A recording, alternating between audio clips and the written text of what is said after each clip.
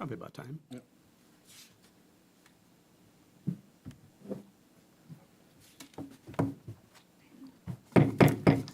Hereby call to order the Roseville City Council meeting for Monday, February 12th, 2024. Mr. City Manager, would you call the roll, please? Councilmember Strawn. Here. Councilmember Ratten. Present. Councilmember Schroeder. Here. Councilmember Groff. Here. Mayor Rowe. Here. And with us at the dais, we also have, by way of introductions, our City Attorney, Rachel Tierney, who's on my right at the end of the dais, and City Manager Pat Trudgeon on my left at the other end. We also have other staff and others who will participate in the meeting, and we'll introduce those folks as the various agenda items come up. I would note for members of the public that if you need a copy of tonight's agenda, there are extra copies on the table in the back of the room underneath the clock. We also have one master copy of all the meeting materials in a giant three-ring binder back there that you can refer to if you need to. Also, we want to make sure, folks, if you have a cell phone, that you either silence it or otherwise assure that it doesn't disrupt the meeting. And then we'll give you further instructions for public comment as those opportunities come up. But otherwise, we'll ask folks to stand if they're able for the Pledge of Allegiance. I pledge allegiance to the flag of the United States of America and to the republic for which it stands, one nation, under God, indivisible, with liberty and justice for all.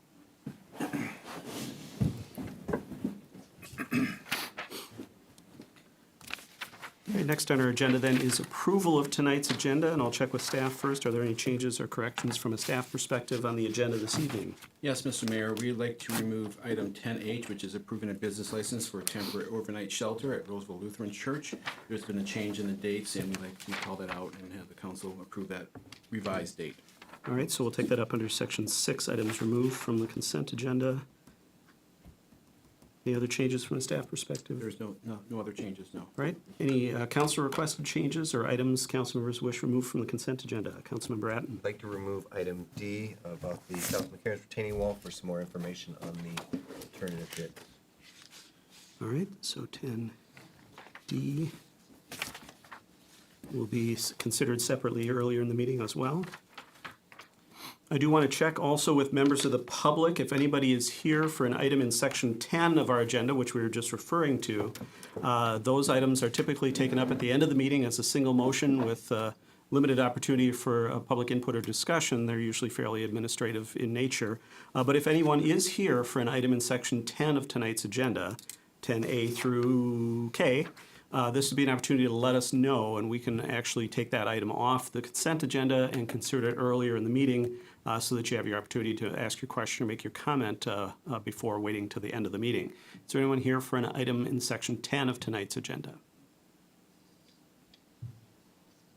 All right, does not appear to be the case. Therefore, we've got the request to approve tonight's agenda with item 10D and item 10H removed from the consent agenda for separate consideration. Is there a motion? So moved. Second. All right, it's been moved by Councilmember Schroeder, seconded by Councilmember Atten to approve the agenda with those items taken off the consent agenda for separate consideration. Any discussion on the motion? Hearing none, all those in favor signify by saying aye. Aye. Opposed? That motion passes unanimously. We have our agenda for this evening. That then brings us to our first opportunity for public comment. This is an opportunity for generalized public comment. We will provide an opportunity as agenda items come up further into our meeting for specific comment about those agenda items. But we do offer at the beginning of each meeting a chance for members of the public to speak about general city business type issues or items of interest to people in the public of Roseville. So if there's anyone here this evening who wishes to speak under our general public comment, you can indicate so now and I'll go through some instructions. Is there anyone here to speak under general comment? All right, seeing no one, then we'll close the opportunity for public comment at this time on the general nature and move into our agenda. First, then, gets us to items removed from the consent agenda, and we have those two items. We'll begin with item 10D, which is the consideration of a resolution awarding the contract for the South McCarran's retaining wall project. I believe we have our Public Works Director, Jesse Freihammer, here to introduce this item for us, and then we'll recognize Councilmember Bratton for his question or concern. Mr. Freihammer. Thank you, Mayor and Council. This project is for, this council item is for award of the McCarran's retaining wall project We had previously bid this last fall, or last spring, I believe, rejected bids because we only had one bidder and bids were high. We did some slight modifications in bid. The project is an alternate to make sure we fit that within the budget. So we did open bids, had multiple bidders, and are recommending approval of the base bid plus alternate one. All right, thank you, Mr. Fryhammer. Councilmember Hutton? Are these down? Yeah, our monitor is, oh, we just maybe had it turned off. Well, I just turn it off and back on again. but- Okay. We'll see what happens. Okay. No, it's on. I'm looking for some more detail. The RCA does not outline what is covered under the base bid and what the alternative things are, so we can see that. Sure, so I don't have a great, our plan set doesn't have a great map, so I might just show you on a Google Street View, but we bid, basically the base bid included two of the retaining walls. And then the alternate one was for an additional wall, and alternate two was a fourth wall. So let me just walk you through real quick.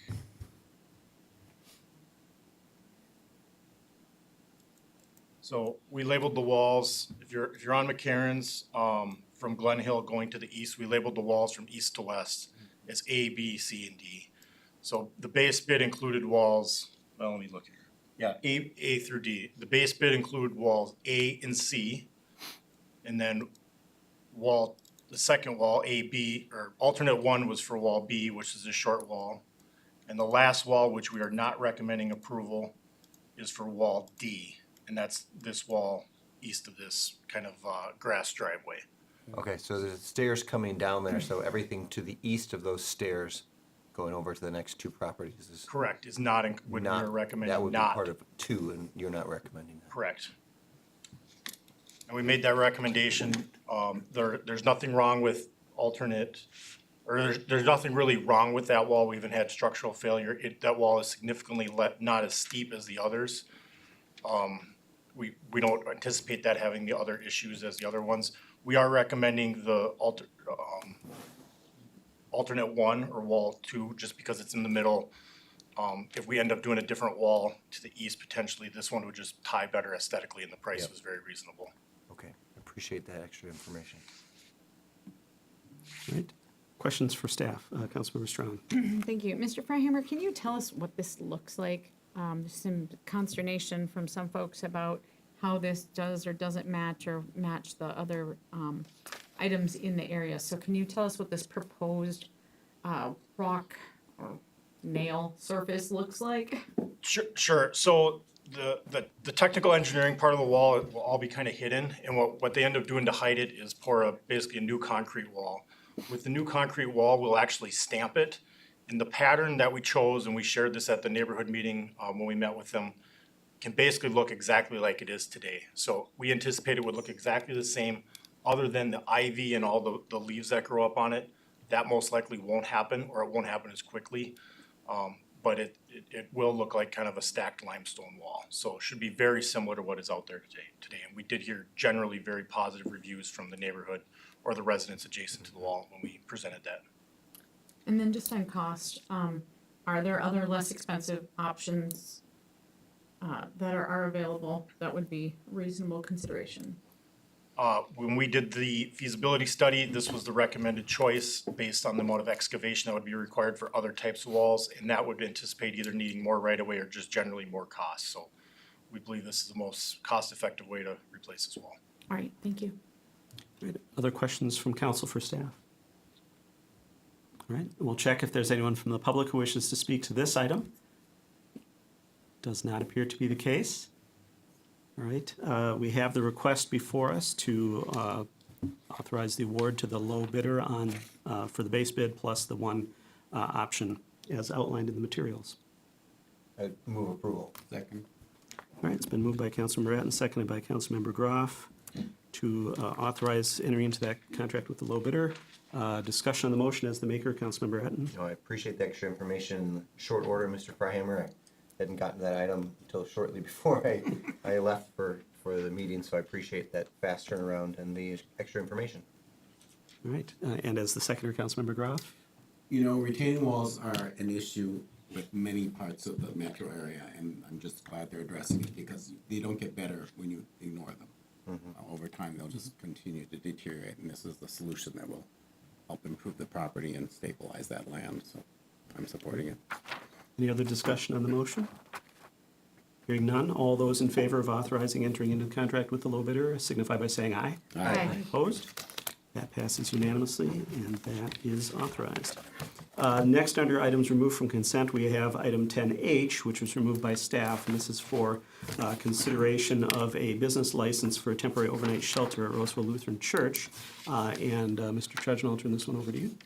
Thank you, Mr. Mayor. As you mentioned, item 10H approves a license under City Code Section 310.01 sub E to Roseville Lutheran Church, which is located at 1215 Roselawn Avenue, to operate a temporary overnight shelter. The shelter will serve up to 24 people experiencing homelessness. Roseville Lutheran has submitted all the required information, and city staff have been out and inspected the premises to ensure compliance with all relevant codes. We do recommend approval of this license. The original application did indicate the time when this would be in operation would be from February 26th to March 26th. We learned earlier today that they're going to have to change that time based on the group they're working with to be ready. So the change is from March 6th to March 31st of this year, so a little bit shorter time. So the only change from our original request is changing the dates from February 26th to March 26th to March 6th to March 31st. And the information you have in front of you has that corrected. Right, the bench handout. The bench handout, yes. Thank you. All right, are there questions from the council for staff on this item? Councilmember Strong? I thank you. I had my question answered by Miss Gunlock. I was like, all of a sudden your title You're is having escaping me. you're having the mayor's disease. Yeah, the mayor's disease. But I had the question, and I thought I would just share for edification of anyone else who might have questions regarding this, that this is a temporary overnight shelter, and that people will not just be turned into the streets at the end of the night. They will be taken to other programming at other locations. So just that the neighbors are aware, because that can be unknown to folks, and possibly unknown creates new things that people think about. So just wanted to make sure that that's aware as part of the situation. Thank you. All right, is there anyone from the public who wishes to speak to this item, the approval of the, or recommended approval of the business license for Roseville Lutheran Church to operate a temporary overnight shelter for approximately a 30-day period, which is maximum allowed from March 6th to 31st? Anyone from the public wish to speak to this? All right. With that, then, we've got the request before us. Is there a motion from the council? So moved. Second. It's been moved by Councilmember Strawn, second by Councilmember Bratton, to approve that permit. Discussion of the motion is the maker of the motion, Councilmember Nothing Strawn. further. Thank you. Councilmember Bratton is the seconder. I know we had a lot of discussions about this a few years ago, and I think we're in a good spot and appreciate the work of Roseville Lutheran to support folks who need extra support. Absolutely. Any other discussion on the motion? And I would just note, too, that this is I don't know for sure if it's the second, but it is at least a repeat of something that Roseville Lutheran had done before in the neighborhood. So hopefully neighbors are fairly familiar with it and know kind of what to expect. So I think it worked out very well the first time around, and hopefully will again this time, and can help some people that are in need. With that, we've got the motion before us. All those in favor signify by saying aye. Aye. Opposed? That passes unanimously. That business license is approved, and we wish Roseville Lutheran success in that endeavor, and certainly all their partners and the people that they'll be helping. With that, then, that brings us back to our business items this evening. We've got a number of business items, the first of which is to consider adopting an ordinance establishing a local housing trust fund for the city of Roseville. And we have our aforementioned Community Development Director, Janice Gunlock, with us this evening to introduce this item. Thank Welcome, you, Ms. Mayor, Gunlock. members of the council. This item has been previously before you, although it was before the Economic Development Authority. The last time that happened was in November of 2023. At that meeting, you did receive a draft of the ordinance, and we had a discussion and received feedback from you. Since that, we have made changes to the draft ordinance, and we're now seeking adoption of the ordinance, which creates the Local Housing Trust Fund. Just real quickly, as a reminder, local housing trust funds are designated sources of funding. They address a variety of different housing needs. They're also known as affordable housing trust funds, which is what ours would essentially become because these funds fund programs and housing initiatives that serve people and or households at or below 80% AMI. There's a provision to go up to 120% for owner occupied units, but that's generally the scope under which parties are served. The funds can only be created by adoption of the ordinance, which is why we've been before you a couple of times. The city attorney has drafted the ordinance. We base it off the city of Minnetonka's. It's very intentionally broad to capture a variety of different projects. That allows the city to preserve as many options as possible moving forward after we've created it. With the draft ordinance that's in front of you, no changes have been made to the eligible activities, the project prioritization, or the funding sources that are outlined in the ordinance. We did make 2 technical revisions real quickly. We did have to place this in new chapter 912 because we assigned reasonable accommodation to 911, which is where we had it the last time we were in front of you. And then there was some an unintentional omission of the very low income persons under section 911, paragraph 3B, number 2. We've since inserted that back in. It was just an oversight. I just want to take this opportunity to highlight 2 other points before I turn it back over to you. As a reminder, we're doing this now so that we won't lose any of the tax proceeds from the city's portion of the housing aid sales tax. That money is supposed to be spent within 3 years of receipt on eligible projects. However, if you don't have an eligible project, you can park it in your local housing trust fund. So that's why we've decided we need to create that now. Roseville is slated to receive about $400,000 annually, although that number will be adjusted based on the number of housing cost burden households that our community has. But it is a significant amount of money we don't want to lose.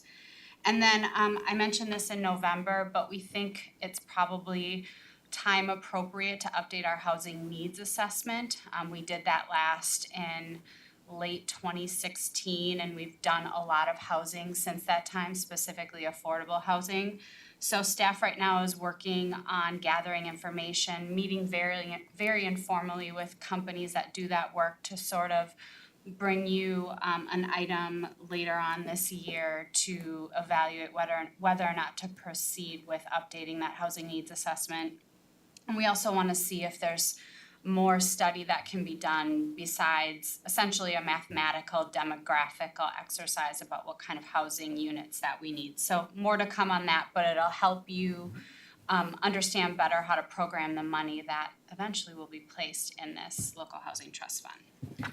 So we would ask you to adopt the ordinance that's in your packet. We also have created, or the city attorney has created, a summary publication ordinance so that we can save a little bit of money and not publish the ordinance in its entirety. So with that, I will try and answer any questions you may have. All right, thank you, Ms. Gunlock. Are there questions from the council? Councilmember Schroeder.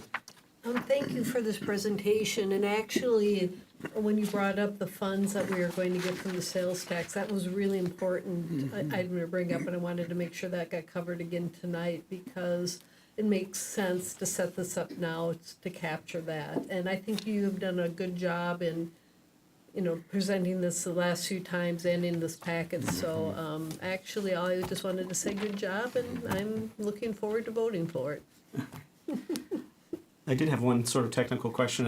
I don't know for sure if you'll be able to answer it, but is the state already collecting those funds through the property tax? And what is the sort of time frame for payment to cities?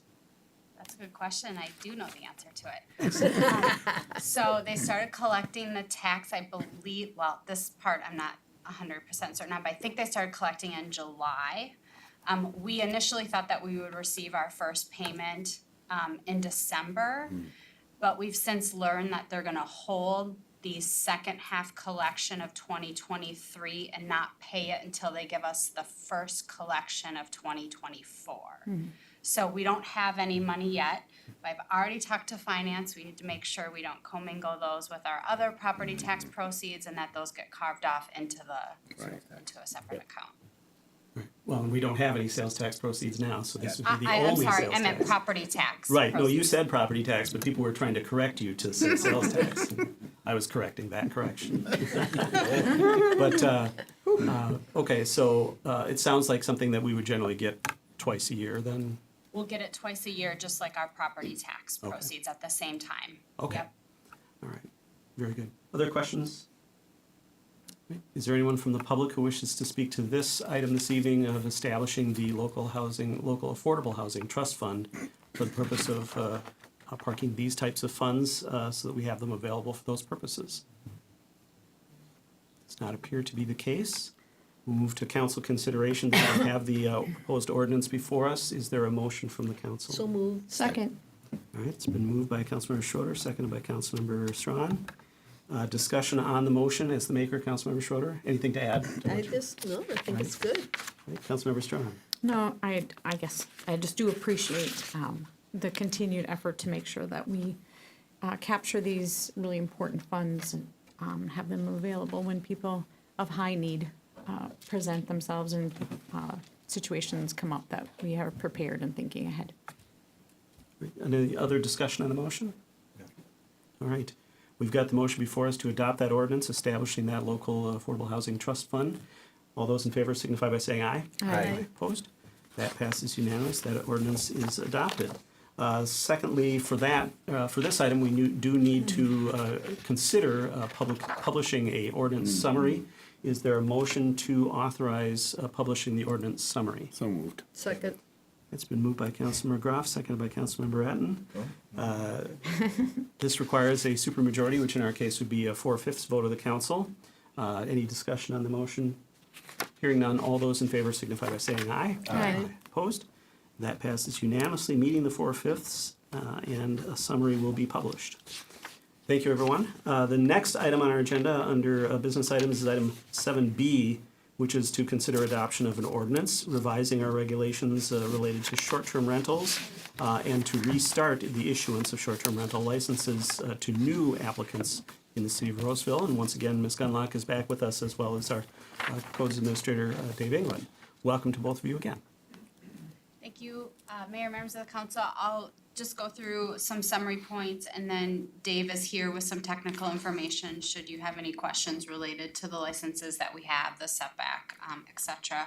But this item has been before the council many, many times, going back a couple of years. The most recent time it was in front of you was December 4th of 2023. During that meeting, we went through a bunch of different issues, problems, how we might address those. And the council did provide a lot of direction to city staff on how to amend the ordinance to help address concerns of the public and the council. I did include the minutes from that meeting in case you wanted to review those. We have gone back and amended the ordinance to reflect that discussion with the city attorney's help. At this time, we're now seeking adoption of the ordinance. This would allow for the issuance of short-term rental licenses to resume because they have been on pause for nearly a year now. And then those license issuances would be under revised regulations. Really quickly, I'm gonna go through the revisions that we made to the ordinance. We did tweak the definition of the minimum stay, the 7 or 10 days, to seek some clarity about what that actually means. We did establish a 500-foot setback around short-term rentals, so any individual properties, we can't have more than, they have to be at least 500 feet apart. I wanna clarify that any existing short-term rental licenses that were enacted before the pause would be grandfathered in, and there are 2 properties that are within 500 feet, so I just wanna make sure you were aware of that. We included some language clarifying that the local lodging tax has to be paid to the city's finance department on the forms that they provide. And we have included language that says failure to pay that lodging tax would subject the owner-operator to a suspension or revocation. And then the other 2 big items that we implemented was we established a notice to neighboring properties requirement. So essentially, once the city council grants a short-term rental license, the owner will have to notify properties within 300 feet of the shortterm rental about the fact that they've received a license, include a copy of the license as well as the name, email address, and telephone number for the responsible party of that rental, so that the immediate neighbors know who to contact in the event there is a problem. Of course, they can always contact the city. That says that actually on the license along with our phone number as well. But this would be an additional layer of protection for adjacent property owners. And then lastly, we have established a requirement that the owner keep a log of rentals. It would have to include the dates and duration of stay, and then that be submitted with the local lodging tax, which is required to be submitted on a monthly basis if they take a rental in that month. We have posted this ordinance on the city's webpage more than 10 days in advance of this discussion. We also provided notification to the 7 current short-term rental license holders. I don't believe we were contacted by any of them. I also received a call from a resident who's been following this issue, seeking some clarity about what the 500-foot setback meant. So I explained that, and I don't believe he's in the audience, so I'm going to assume he got the answers that he needed. Other than that, we received some comments from a couple of council members once the packet was published. So we did make some minor tweaks to the language. We passed out an updated ordinance. I also emailed you explaining the changes that we made, so I do want to note if you are prepared tonight to adopt the ordinance that you would want to reference the bench handout for those minor amendments that we made. Other than that, I will stand for questions as well as Dave. All right, thank you, Ms. Gunlock. Questions from the council? Councilmember Can you Groff. point out what those minor changes were in this bench handout? Yes, if I remember my email correctly, on line 66 or 67 previously, and I just want to clarify, we had to amend the ordinance back in February of 2023 to change the language to stop Right. allowance of new licenses being issued. So then when the city attorney drafted the language to enact revised regulations, we had to go off like the version of the ordinance where we paused them, which was a little different in terms of how we did the language. But on line 66, we had previously stricken, 67, we had previously stricken the words has not, and that didn't read as well. Okay. It made it seem like the reverse was necessary in order to receive a license, so we switched that.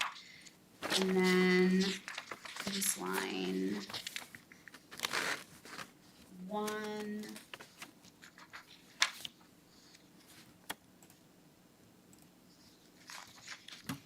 Sorry. 188-ish. Yeah, so paragraph C of section 909.07, line 189 and 90, we just clarified owner or agent to stay consistent with the language Yeah. that's represented in paragraphs A and B above. Okay, thank you. So they're very minor. Yep. Makes sense. Other questions for staff, Councilmember Strong? Thank you. One is just a point of clarification, and I think you've made it clear, but just to the general public, that the notice to the neighbors is not for their agreement or disagreement. The license has already been granted by the time they're alerted, so it is not a time to debate whether or not it's acceptable to have that. So kind of given our previous history, I think it's important to point that out. I know it's not referenced here, but, and we can talk about it, whether or not at some point we want to limit a total number of properties. Just like anything else, it's easier to talk about that before we have that out. There was no mention about how we would be alerted of non-compliant properties. So people who are currently renting without a license, so what is the process for someone to bring that forward? Hotline, I don't know what that is. I did note, and I pointed out, that there are some even currently licensed locations that are advertising that they can have 10 to 14 people in their facility. And so while it is possible that one family would be 14 people, I just think it's important maybe to remind the people who have the licenses that they're still bound to that. They can advertise how they choose, but in no language in any of those did it say limited to one family. And I could have just signed up for any of those and no one would have ever said anything along those lines. So it's kind of was like a don't ask, don't tell kind of thing. And then I didn't see anything, indicating what the rate of the local lodging tax would be. Is that gonna be applied for the nights that the people occupy the home, or for the full 7 to 10 day potential stay based on how the ordinance is set out? So if, how they, how they know what the rates are, and then which nights they're to be charging those on. Thank you. Ms. Conlon? Okay, so I'll start with the last one first. I believe the lodging tax is just a percentage of their gross sales, so. Thank you. The And that is second- by city ordinance. There By is a, city yeah. ordinance, yeah. The other concern about the number of people in the rental, I just wanna note that, a single-family home can be occupied by one family, and as long as they're related, it can be as many people as are related. But the short-term rental ordinance does not prohibit somebody from using a short-term rental for a party. So a family could be staying in the short-term rental, sleeping in it. If they decide to have a party with 10 people or 12 people, or I think one of them said 16 people, they could certainly do that. There are provisions in the short-term rental ordinance about noisy parties and gatherings or other issues that could cause the police to be called, or, for Dave or his staff to go out and observe a violation that could be subject to suspension or revocation at a future time. But there's nothing that would prohibit somebody from allowing 16 people to be in a short-term rental. Just to clarify, I think the problem was that they slept 14. So that's a little bit more than a party unless you're planning for Sure. a really wild night. And that gets to the alert of noncompliance. Okay. We have 7 of these. Actually, I think we only have 6 now because the 7th one did not renew their license this year. And we really we published in various city newsletters or on our website that a short-term rental license is required in order to use the property for a short-term rental. We've been notified from the neighbors in the past that a property is being used for a short-term rental, so Dave and his staff will contact the owner to let them know a license is required.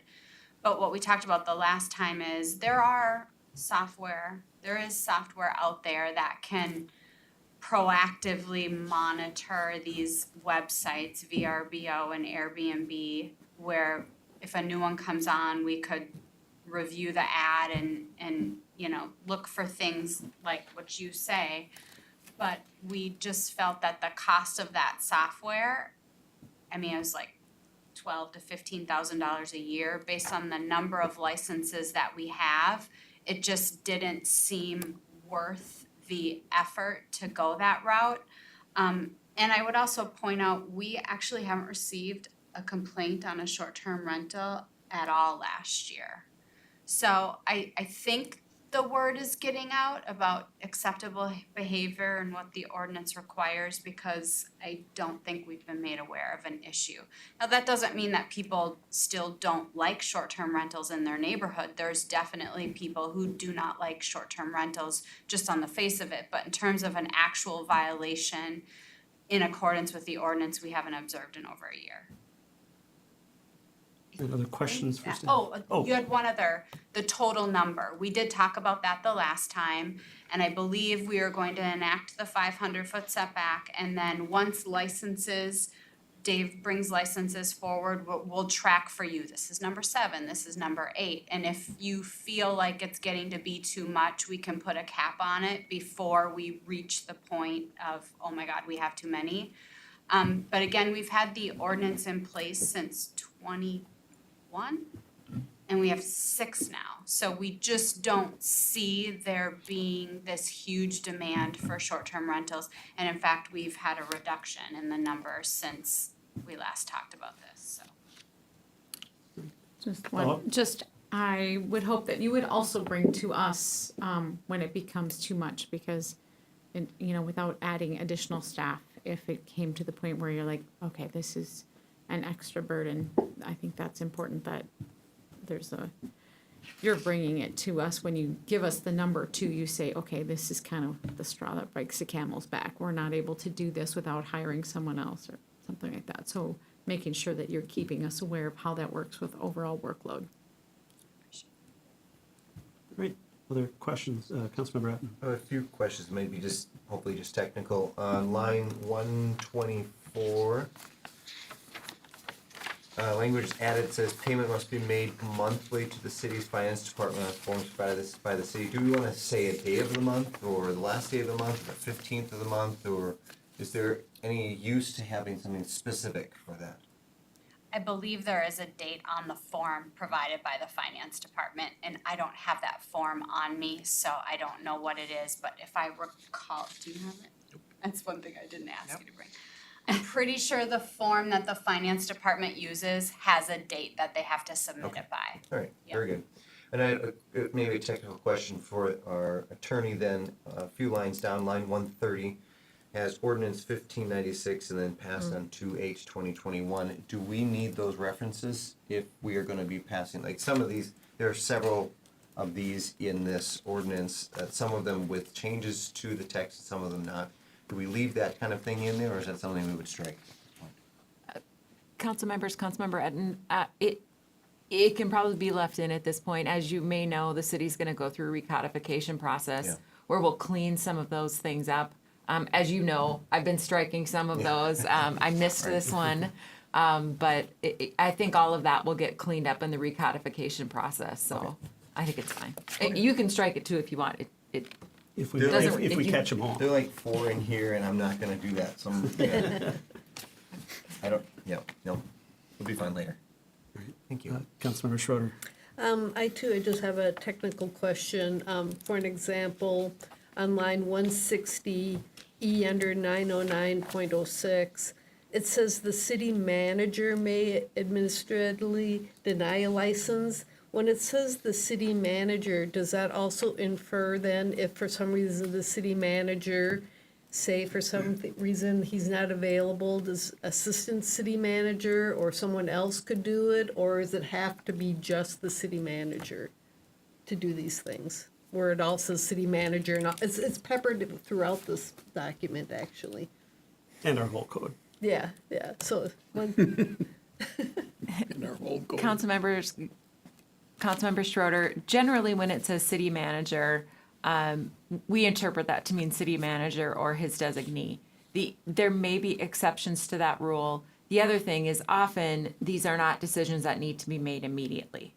And generally, there either is a city manager or there's an acting city manager, and that would be the person who could approve these types of things. so the acting person is this, okay. I just wanted to clarify that, because I know sometimes with legal language, it can be very precise.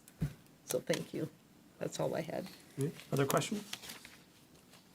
I did have one question myself, and this is in 909.07. B on line 185 through 187, we say that the owner agent must post in each unit a current copy of the code sections there. Those code sections can be rather detailed and long, and somebody might not read through the whole thing. I wondered if it made sense to add something to the effect of, or a city-approved summary as something that they could post as well, so that we're approving it, and it may not have to be the full ordinance. We might come up with a standard form or something that we provide to all the license holders to post. That would be a suggestion. It's about 6 pages of text that we send. Yeah. with I'm each just thinking license. about when I'm renting a short-term rental, and I see 6 pages of probably rather fine print text, it's not gonna be You something read that, them, you know that it. immediately is focused on. You know you If read it it. was you, you'd read them. No? You could potentially even generate it with, well, so right now the license that's generated by the software that we use has some summary stuff, Yeah. but we could even have it generated as part of that license where when they print off the license, they just get it all. We'll check into that, but yeah. That's a good idea. Does it make sense to have language that allows that, or is that something that can happen even with the language the way it is? Ms. Tierney? Council members, Mayor Rowe, I think you'd need that language in here. This clearly says they have to post a current copy. Yep. I would just recommend, probably leave all of those sections in there and then just maybe semicolon say, or other form as approved by the city. That would work.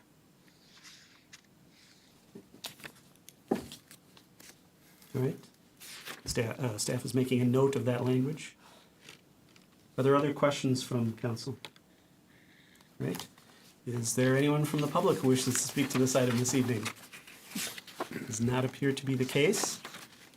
Then we'll proceed to council consideration. Is the council prepared to take action on this ordinance this evening? And if so, a motion would be in order. So moved. Second.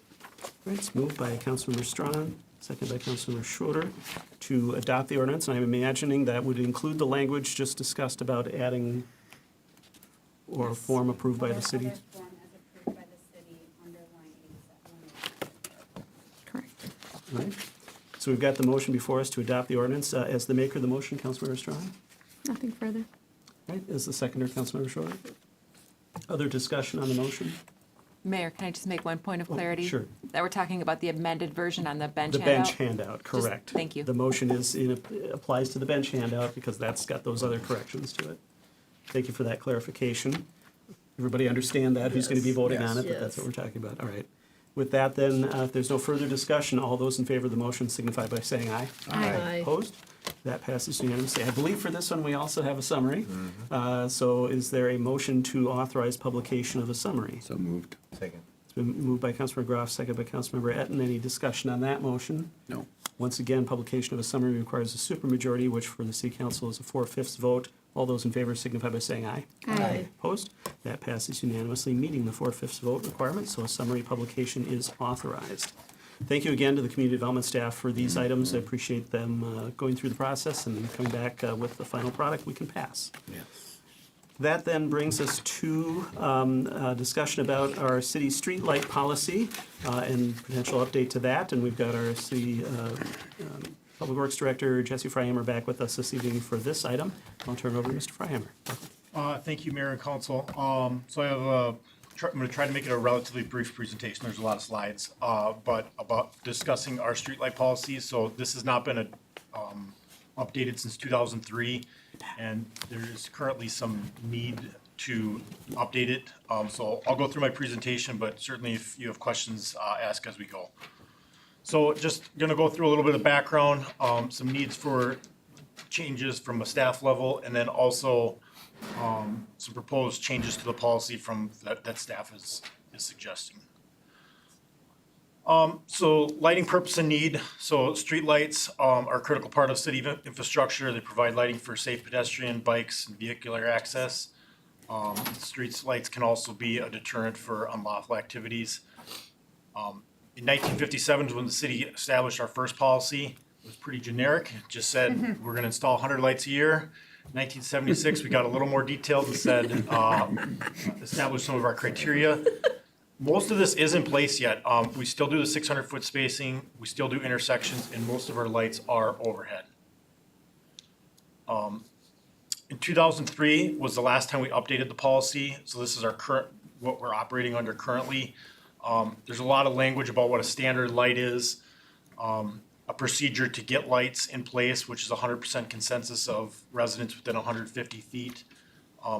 Places where lights would be installed, which would include intersection of two streets, end of cul-de-sacs, 600-foot spacing or more on a severe curve at a dedicated pedestrian crosswalk. The other thing the current ordinance talks about is existing overhead electric is available. There are parts of the city that do not have that, so that makes it a little tricky, and it doesn't really speak to that with how some of the existing lights have been put in. Funding, the way it's currently spelled out is funding is there's no cost to property owners unless in the enhanced district. And then there's some language about development and redevelopment and procedures for that. A little more background on the lighting. So we have just under 1,500 lights in the city.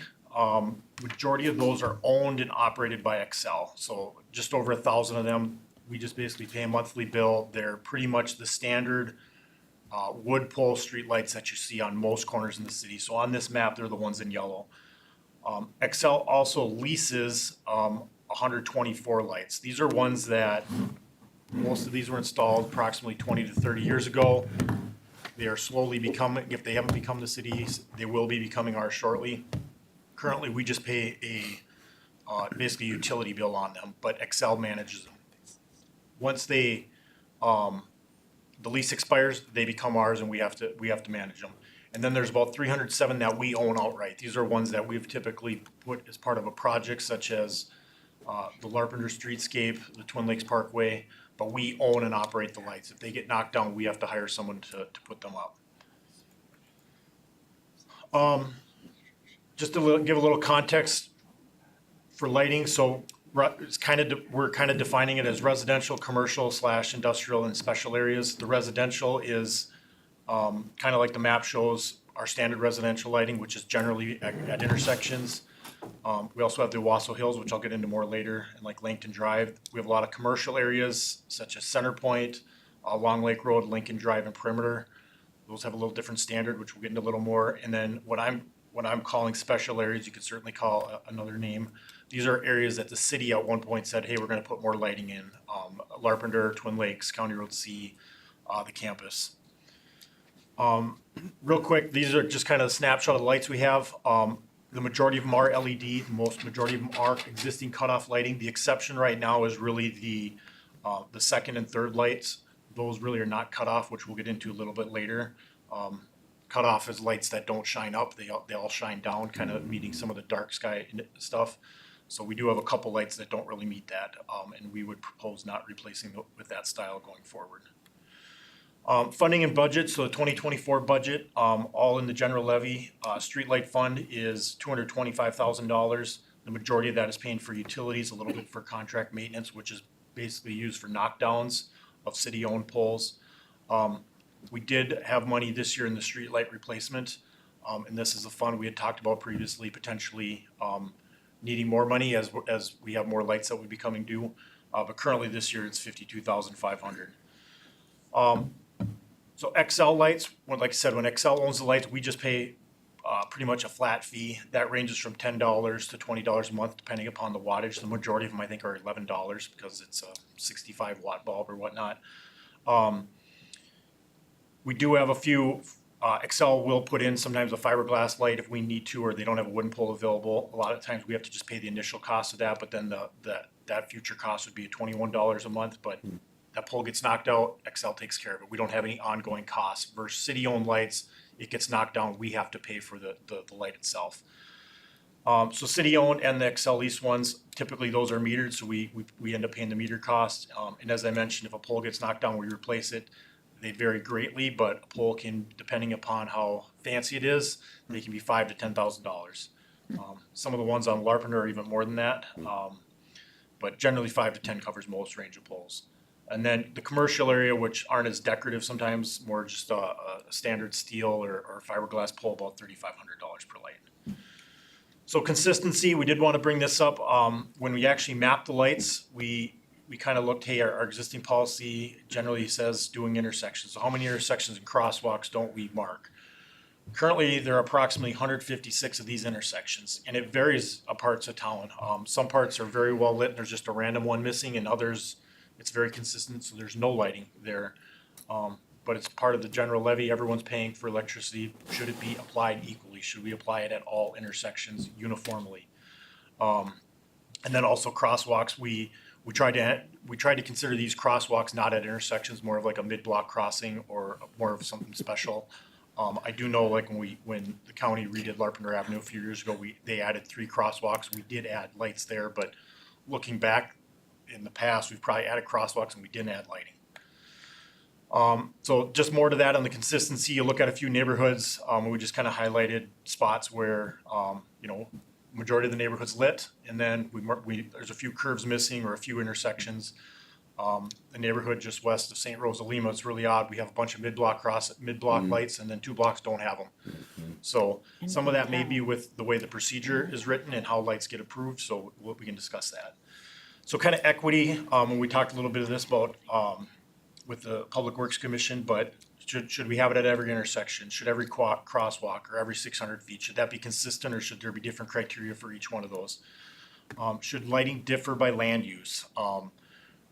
Right now, we kind of have higher lighting standards in commercial, although the policy doesn't speak to that. Some of that is related to how those were developed and turned over to the city. Same thing with the lighting locations. What should the requirement be? Should the burden be on the property owners to request lighting, or should the city just have a standard, or should the threshold be a lower threshold, like only 51% of the residents request that? As I mentioned, one of the biggest needs for the change is Excel is replacing, or a lot of our 25-year leases are expiring. We have replaced a few of these systems, but are looking to utilize potentially the new policy so we can address, change our lighting as we go forward. Most of the existing, these lights are high pressure sodium, so HPS, not LED, which we do want LED. They're less maintenance and cost the city less. And then many of the systems that these have are much higher lighting standards than what we would currently allow by policy. So some proposed changes we do want to define, and we do have that as attachment. I believe it's attachment 3 is some of our recommended changes. We certainly would recommend requiring all new street lighting be full cutoff and meaning no uplight. As I mentioned, that would, all the existing lighting pretty much meets that except for those 2 standard lights that we have.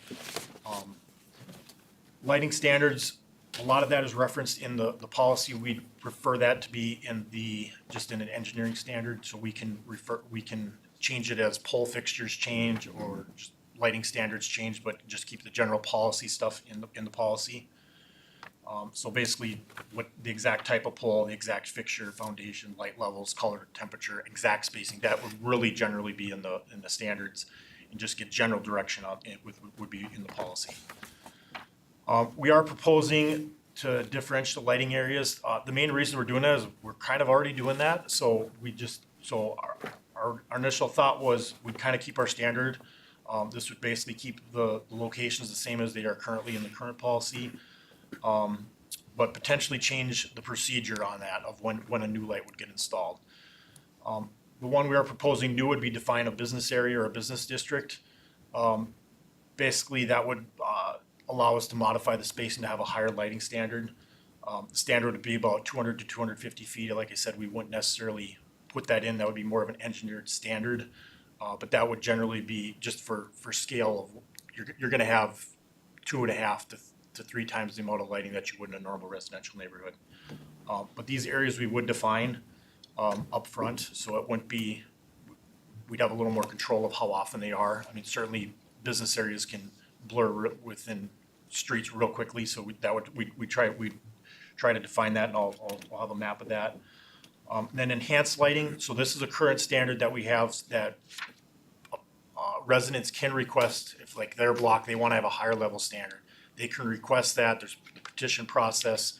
We're not proposing changing any of that, but they have to pay the increased cost of both the new lighting going in and the ongoing maintenance. So we're not proposing changing that. We do have a map. We do think there are 2 districts. We don't have great documentation on it, but we have 2 districts that have public lighting that are paid by an HOA. So we would consider those enhanced districts, but they're very, very small. One is Albemarle Court, and the other is I'll show it on the map here in a minute. And then otherwise, the other district we're proposing is the city special district. This is pretty much city-owned lights that we control or we decide to install for a variety of factors, such as the City Hall campus, County Road C, Larpenteur, the Twin Lakes area.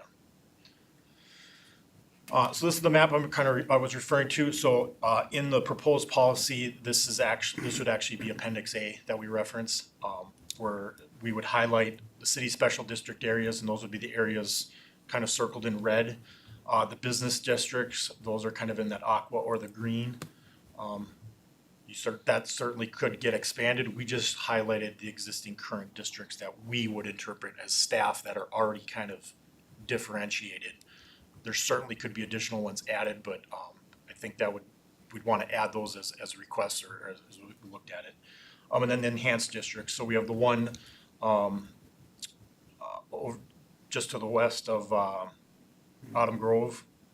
And then the one, like you said, Albemarle Court. Like I said, those are paid by HOAs. And then future developments, so there is current policy about future developments. I will say, I don't think the existing policy has been followed extremely well. We have development agreements, but most development agreements did not include language about the lighting agreements within them. A lot of our developments are not as straightforward, I think, as the policy originally thought. They don't have a lot of new streets go in. The exception is like the Owasso Hills neighborhood, but that one was pre this policy, which is maybe what that policy was trying to correct. But basically, the intent is they're supposed to pay for it. Anything above the standard, they're supposed to pay for it into perpetuity. I think that was the intent, which is why a lot of these developments got put in the 90s or early 2000s under leases. And I think the intent was that the leases would stick with those property owners, but there's nothing recorded, which is why they're ours and we have to maintain them. So we can either still stick with making them petition and keep the enhanced district and keep that higher standard, or potentially go with what we've done in some cases, just a different lighting standard for those areas. So some examples of some projects we've done in the past. So Perimeter Road, there used to be a lot more lighting on that corridor when that lease expired, or maybe it was even before maybe the lease expired and we took it over, but the lighting started failing. The city just worked with Excel. We just replaced it with 5 lights, and we entered into a new lease. So that was done in 2014. Pretty much meets our current standard, but that area already had plenty of lighting from the businesses. So at the time, I was told the staff that seemed like a good solution. The other area we did more recently was the Terrace Drive area. There was 20 lights on that section. When we redid that lighting, we took it on as the city, so those are now city-owned lights, but we reduced the lighting from 20 down to 8. So basically, it's still a higher standard lighting than what would meet under the residential, but it is a lot less lighting. It still meets kind of the needs for lighting, safety of the intersections. But in this case, we own and maintain those.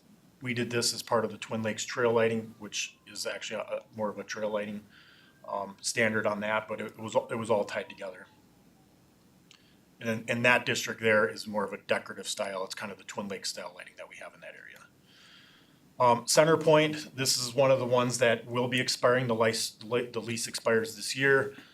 We do know the lights are gonna need to be replaced. Tentatively, right now, we have it on the CIP for 2028, although that may need to get moved up if we start seeing more failures. But there is a lot of lighting out there in that area. So we did reach out to Excel to give us a proposed plan of what they would suggest. If we kind of met more of a business standard, they proposed reducing the lighting from 23 to 12. That spacing ends up being that 250-foot spacing. The cost of that's about $42,000, and then ongoing monthly costs. Excel would own this one outright, would just be that $21. So not a lot of costs going forward, but they're just a little bit upfront. But certainly, if you kept the existing lighting, you can basically double that cost upfront. And then, like I said, we would have this as part of a proposed business district standard. Owasso Hills, this one is kind of the exception to the rule for residential lighting within the city. This was installed by the developer, done with an Excel lease. The lease expired already. There was like 3 different systems. They expired between 21 and 23, so we now own these lights. They are decorative lights at a much higher density than is normal throughout the city.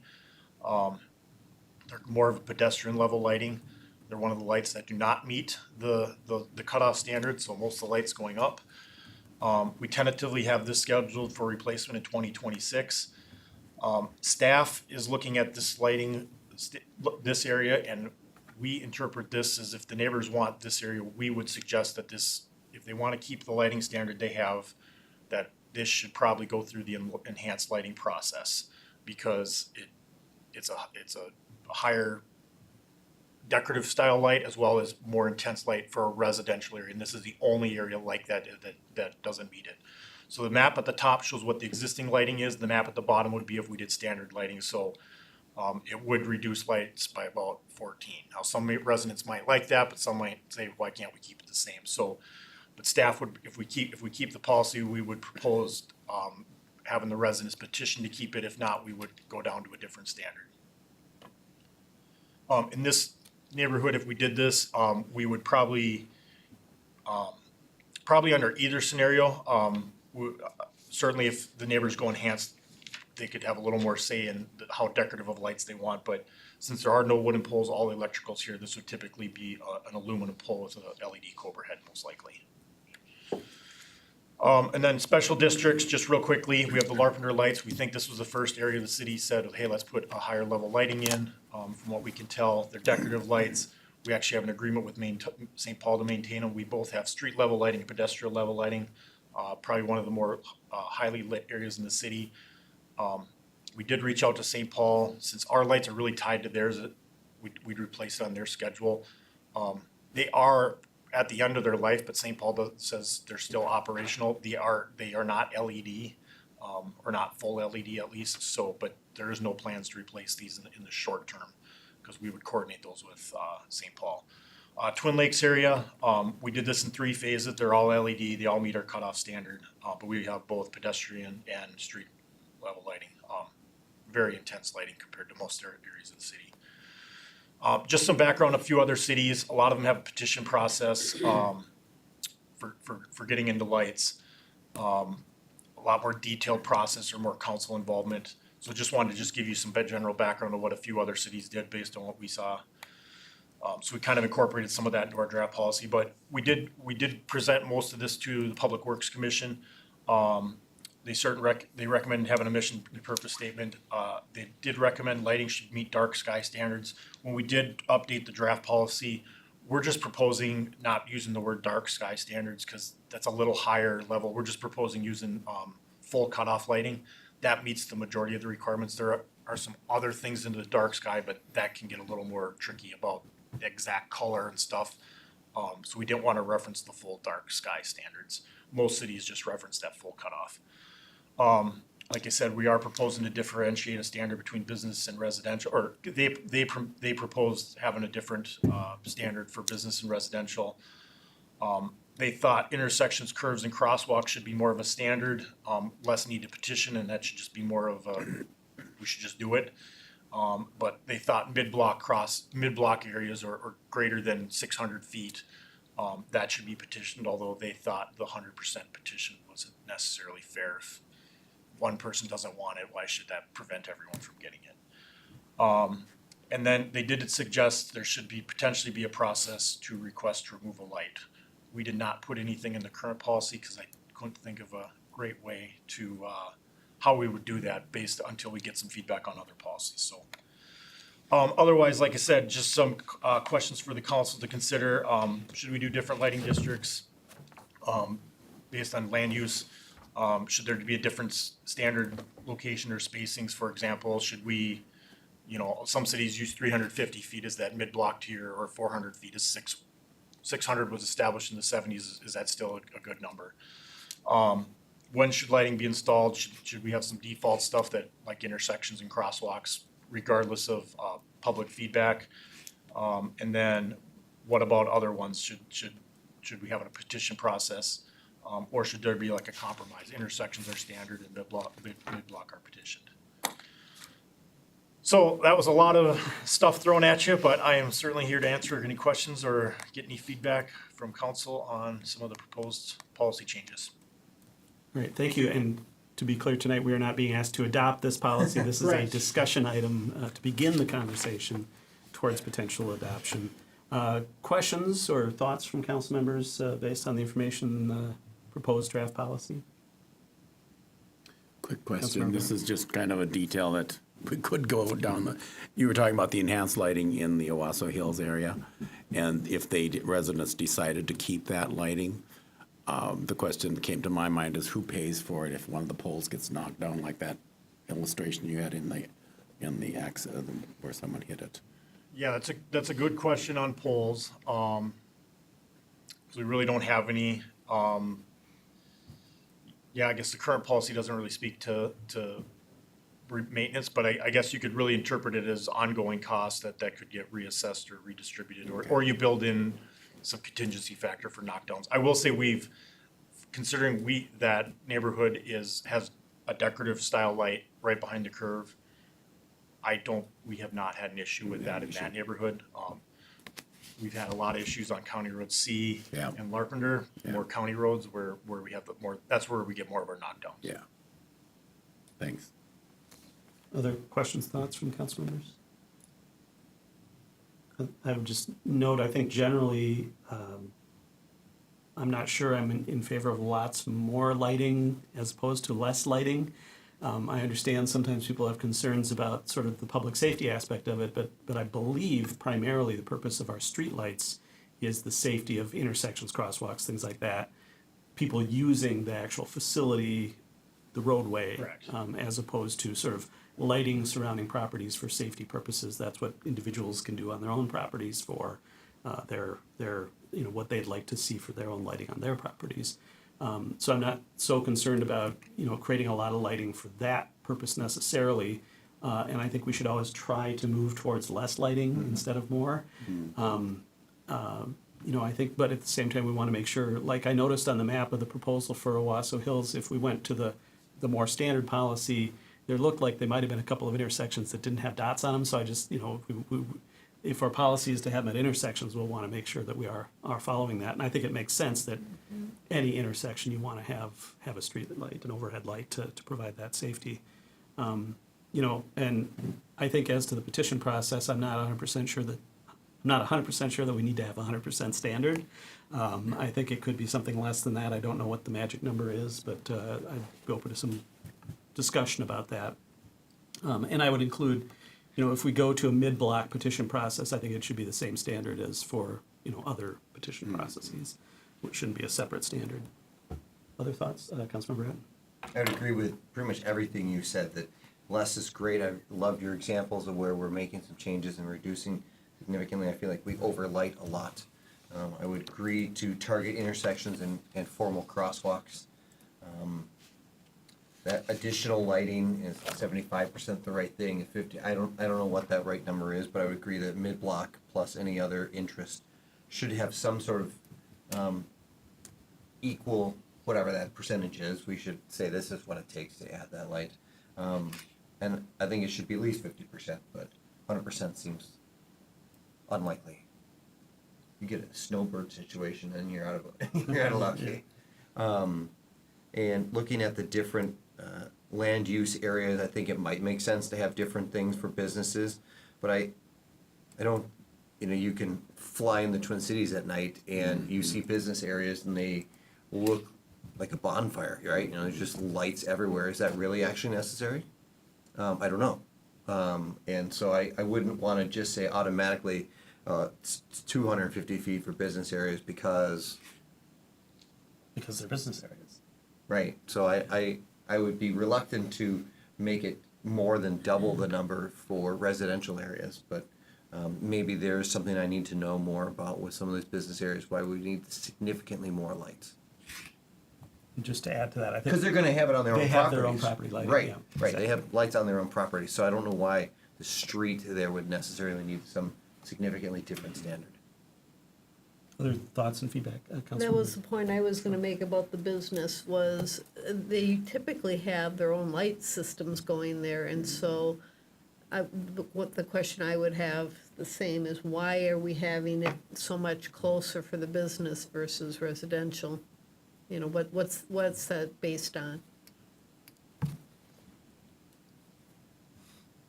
Yeah, just to add, like I said, we're just kind of taking over some of these systems, so we kind of looked at a mid-ground, because we think if you go from the really high intense lighting, if you went down, for example, what we went with Terrace, we think that's kind of a mid-tier. We pretty much dropped light. It used to go every other side of the road. We just dropped one side of the road and spaced them a little more. But if you look at Lincoln Drive, if you go to what the city standard is, you're gonna go from 25 lights to 4. That seems really dramatic. And like that area is a little different because it's by Northwestern, so there's probably a little more pedestrian usage at night. But that's why if you go more of if you have a little more of a mid-tier, at least you have some more lighting. Now, maybe that should be enhanced though. So I mean, certainly you could argue, should those businesses pay for that? But it gets a little more tricky in the businesses because the uses are different depending on everyone's space. You know, we didn't, you know, the areas we highlighted, we don't really, like I said, we only did the ones where we basically have existing lease systems. And we're not proposing necessarily, like I said, a set standard, like every 250 feet. Here's where we'd work with Excel to find what the spacing is. And that's why that center point example, they gave us what they thought was appropriate for that area. And then, like I said, there certainly could be more added, but we only showed the existing ones. If anything, just to document where we currently have a different standard than anything, but that could certainly be changed going forward in the future if those lights get replaced differently. With your center point example, what is the standard that was used when that happened? I don't know. It's probably proposed by the developer. They might have said they just wanted a certain lumen count, or they just worked with their engineer and they came up with that higher lighting. They didn't, you know, it might have been part of the development, and that was how they're gonna sell it, just more lighting, more, yeah, I don't know. Okay. Councilmember Stern. Thank you. I think it is worth considering a difference between the residential and the business districts, but I echo the others in that, businesses, especially those that are only occupied during the day, it seems kind of counterintuitive for them to be so well lit if, there's not people there. If it's a 24-hour business, that would have a different standard. But, if people are, I think it'd be better to savor lighting for residential areas where people are more likely to be. I think that putting them standard at intersections and crosswalks is really important. And it's nice for standard and safety and pedestrian as such. I was wondering about when you talked about like that neighborhood to the west of St. Rose, and there was the 2 blocks that did not have that mid-block lighting. If in that situation, are those folks going to have to pay the ongoing price of requesting if there was, when it's just bringing everything into a standard? So the way the current policy reads, if you meet the, if a light is allowed, the city pays all the cost. Okay. So in this case, I think the spacing is 600 feet to the blocks are 1,300 feet, so 650 feet. So I don't know why they are, but like the residents on Schreier, Belmont, or Eldridge, they're not paying for that light. The city's paying for that light. So same thing if Skillman, and I don't know if the history, if people didn't petition for it or people said, I don't want a light. We don't have any history on why those 2 blocks don't have lights. Maybe it got missed on the plans Or for the got missed, development. I don't know. And I mean, that's kind of the question on the intersections. Did they get missed or did people not want them? We don't have any history of how they got installed. So. Councilmember Groff. I would say I agree with most of what's been said tonight so far. It's, in my mind, it's safety versus basically what we used to call light pollution, you know, especially with the up lights and all that sort of, instead of having them down where we need it. As Councilmember Adden was saying, you fly in at night here and it's a glowing thing that is not necessary. It's really not good for the night wildlife. It's detrimental to them to have that. So, or humans either, yeah. And some people don't want the lights shining into their homes and all that sort of thing. If they want to have that on their own property, that's their own choice. But so I would go towards, you know, the minimal lighting, but still accomplishing our safety concerns. Other thoughts? I think the only other thing I was going to mention on you had mentioned that you hadn't put anything in there about a request to remove a light. I'm presuming that if a light is sort of allowed by our standard, that removal doesn't always necessarily make sense. I guess where. And I think that was more regarding the mid-block light. Okay. There's a petition process to put one in at 600 feet. So somebody on And a bunch- Belmont could request correct, to and a have it bunch of pulled people out. moved out. Should we have a process to remove it? Part of me says, it's there, someone had to invest money to put it in. Most of these lights are not, like you said, the ones that are owned by Excel, which is generally the way we're going. They just replace them as needed. There's not a fixed CIP where they go through the neighborhood and replace them. I mean, they did replace all the lights with LEDs 4 or 5 years ago, but, most of these aren't existing wood poles. They don't have to replace those very often. So. Yeah, I was gonna say, I don't know that we need to have a process. If anything, if there is existing lighting installed, more closely than our standard, and a light pole is damaged or a light needs to be replaced, that may be when we just consider not replacing it at that point. And I don't know if we need to put something in the policy in writing about that, but I think that makes sense as a practice. And I don't know that we need to have a process for people to be able to request removal, because as long as it meets our standards, Yep. it shouldn't be an issue. If it's enhanced lighting already and they petition to have it, I suppose maybe then there could be the ability to ask for it to be removed, but maybe we cross that bridge if and when we ever get to it. Anything else from the council in terms of feedback? Are there unanswered questions that the staff had asked us, Councilor Broughton? I think you were kind of letting me know that things like the color of the lights and lumens would fit inside of a standard rather than inside of this policy. Is that correct? Correct. Okay.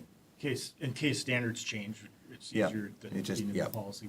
We can just adapt with, it's a lot easier to adapt on the fly. Do we have standards around the color of light? Or, yeah, standards, yeah. We currently do not now, but we could certainly adopt that and at least present what the current standard is to council. Yeah, I already spoke about this at a previous meeting, but the lights that are getting replaced in spots across the city are turning blue, and I think that's that next level of horrible. So thinking about that light type is something I want to make sure we do, and I appreciate the full cutoff standard, but it's not just about casting down, it's about putting a cone on the top of that a lot of times, so that if it's for the intersection, it's for the intersection, period, right? It's not for casting out 400 feet sideways into people's yards and things like that. So how we make those standards happen, total lumens that are there, I think is something we should be thoughtful about in that standards document. Well, certainly, I think, we may be able to get some guidance in terms of how we address lighting standards in our zoning code as to lighting on private property and what happens at the property line. And I could see something along the lines, just conceptually, of if you're putting a light in place to light the right-of-way, that light should not necessarily excessively cross the boundary of the right-of-way. It might be a challenge because the pole might be right next to the edge of the right-of-way, but, Right, yeah. maybe just conceptually, that's something to think about as how we look at that. Because I know and I think I brought this up at our last discussion on streetlights, when the XL replaced the light in our neighborhood, they put in, it extended too far from the pole, and it was shining in everybody's living rooms. And so they came back and they shortened it and downcast it more, and that helped. And that was something that our public works staff had helped work with XL on. So, Councilmember Strawn. But I also want to make sure that we're not only considering cars when we're considering lights, that people walk at night and Oh, yeah. bike and other things, so that it's not just so local that we're not considering someone who might be walking the length of that street, especially a 1,300-foot street with a street light in the middle. If we've only focused that light in a really tight area, that's really doesn't add much to me. If I'm walking that 1,300 feet to go Yeah, from there. I just don't want it going into the, yards on either side of it necessarily, Yeah. if we can But try I to also, avoid that. I don't want to get so Right. restricted to only that crosswalk, that we only think about that motor vehicle traffic and not pedestrians. I think it's always been pedestrians and vehicles as what the safety reason for having the lighting is. Councilmember Bradley? Thanks. Okay. Anything else that we need to address? I think we're generally saying less than 100%, but more than 50%, and to be determined as to what the specific number is. Question, Yeah. if we say, yes, we'll do lights at all intersections, so we work with Excel to put those up, should we have that as a notification process that we're putting a light up, or do we just install? Any thoughts on that? On areas, we have approximately 100 intersections that have never been lit. In certain neighborhoods Yeah. that have never had a light. Good question. Well, addressing the safety issue of the intersection seems to be important to do. Yep. I think if there are objections raised, we can attempt to technically address those with the installation details. Is maybe a way to answer that? Did that make sense?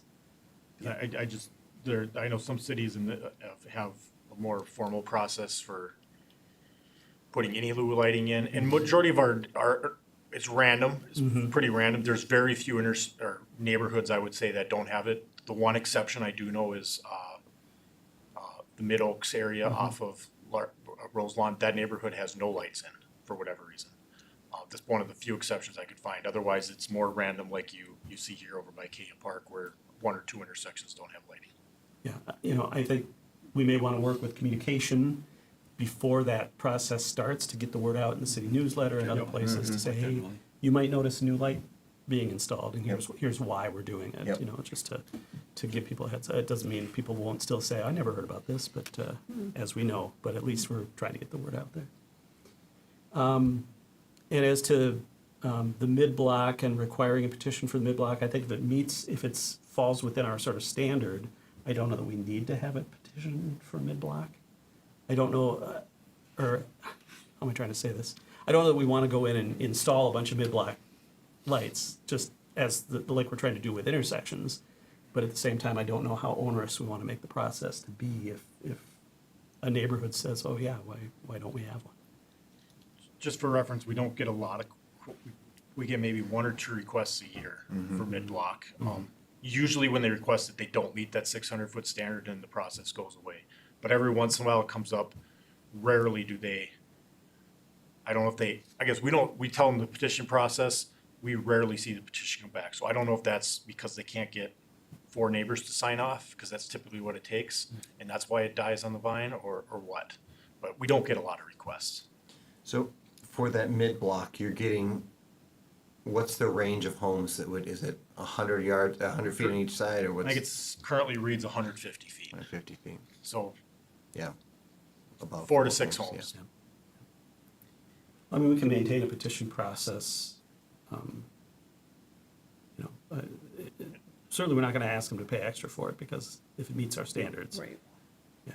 But like I said, I think the Public Works Commission has just recommended keeping that as petition process, but potentially lowering the threshold from 100. Which I'm Yeah, make it Someone the else. same. 2/3? 2/3. Seems reasonable. What's our, Do 6 and 1 yeah. third. I was gonna say, that's an odd percentage. I'm trying to think of what the policy is What, on our, 75%? on our, 70? our other street petition process for the safety improvements. We can look at that. Yeah, it might be good to try to be Yep. consistent That'd be a with good one that. to type. Yeah. Yeah, I agree. Yep. Good idea, Mayor. Just couldn't think of what the name of it was. Traffic safety, Yeah, yeah. all right. I just had Councilman I just had another question, as far as, would we ever consider, criminal activity in a certain area as a consideration for adding additional lighting? You know, if there was, not that we currently have a ton of neighborhoods, but if there was a neighborhood that, was experiencing higher crime, would we be willing to go outside of that, parameter and maybe put in a light a little bit less than that, in the interests of safety? I think that would be pretty reactionary, and that once you put it in, then when it goes away, do you take the light away? Seems like you should just be more consistent overall, but. I think that, once again, that gets into there are things that people can do on their own property to try to deter crime, and maybe we just refer people to the folks in the police department who can help people, determine what's best to help deter crime in their properties and in their neighborhood. Because once again, I think we try to focus on the user safety of the roadway, all users, but once again, trying to light adequately to deal with potential for property crime is challenging, because we probably would have a lot more lighting in the city than. Yeah, we do and I now. wasn't thinking, I was thinking more if there was a pattern of issues that were occurring that, that was an opportunity that based on, not just one weekend spree, but, like a couple summers worth of problems that someone could have an opportunity to bring forward, or maybe the police department could help and be part of that process, and maybe there's just that conditional opportunity regardless that would exist already, but just wanted to, that it maybe wouldn't always just be 600 feet, that there might be another opportunity where it might exist. I think if we refer people to the police department, they can probably figure out what are the best solutions for a neighborhood. And if that does happen to involve street lighting, we have those conversations as a staff and try to resolve it. I don't know that we can put something in a policy to necessarily get at that, if that makes sense. All right, anything else on street lighting? Have we adequately answered and provided feedback? All right. With that then, thank you. The next item on our agenda this evening is under business item 7D, which is to consider updates to our city council advisory rules procedure. And I think I'll turn it over to, or excuse me, advisory commission rules procedure. I'll turn it over to Mr. Trudgeon to introduce this item. Thank you, Mr. Mayor. So I'm going to pull up on the screen and apologize for those that don't have it right in front of you. I'll have to fix that. We talked about this a couple times previously, or at least one time more recently, about amending the city council and advisory commission rules of procedure around two items. One about allowing commission members to bring items forward for discussion, and the second one about remote participation. So based on that discussion, working with the city attorney and the mayor also helped guide where we are here. So in the packet, in attachment 1 is showing the changes. There are a couple changes that are just cleanup from extra spaces. So you'll notice on line 60, that's just taking out a space between motion and otherwise. What the thought process where we landed is to use the same rules about the procedure to get items on a future agenda for commissions the same as council members. As a result, it was felt that we should move the whole conversation about the order of business for agendas up to the commission and council versus at the bottom. So you'll see the green there is just moving it from one section to the other. And then the red underline are things that are actually new additions to that. So where we say items marked with an asterisk apply to commissioners with item numbers adjusted accordingly, we're indicating that those items should be on every commission agenda. So you note in particular on number 8, we would change that from council to commission direction on, I should say, commission, or member, I think is the best way to say it, and initiated agenda items. So we'll clean that up. I thought we maybe had dealt with that, but we didn't. So that's just allowing for that to be shown on the agenda. And then further down, we talked about the same rules applying to the commission as well. And so when we get into line 89 about introducing new items, we're following the same path as council members and just added the word commission members on there. And I would note in number 2, typically if a council member wants to initiate something between meetings, they contact the city manager. Here we're saying the commission member should contact the staff liaison. So you can see we just added a lot of word commission in there just to be consistent with what we have there before. So and I'll just scroll down to the bottom and show you where we took that out. So that used to be Rule 9 agenda. So we just moved that whole section up and add the word commission. The other change is a brand new rule, remote participation, where it states as follows: members of city or council and commission will attend all meetings in person and may only attend remotely when permitted to do so by the open meeting law, and must follow all notice and other requirements of the open meeting law. As you know, the open meeting law generally says you have to be here in a public space. There are some exceptions for medical exceptions.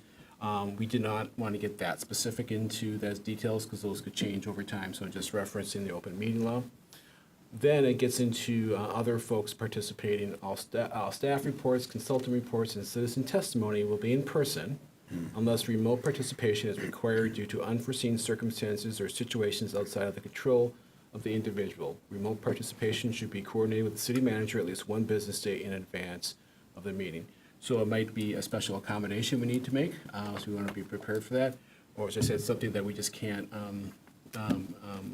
plan for, and we would use that very infrequently, but in cases of emergency, we would use that. And once again, it would go through a process, contacted through my office to make sure it makes sense, and then we can set up the Zoom software to be ready to go. So those are the two changes, and so I hope we landed where the council wanted to be on this, but certainly we can talk about this and alter anything else here. But these changes here should address the topics we talked about on January 8th. So with that, I'll pause and see if there's any questions.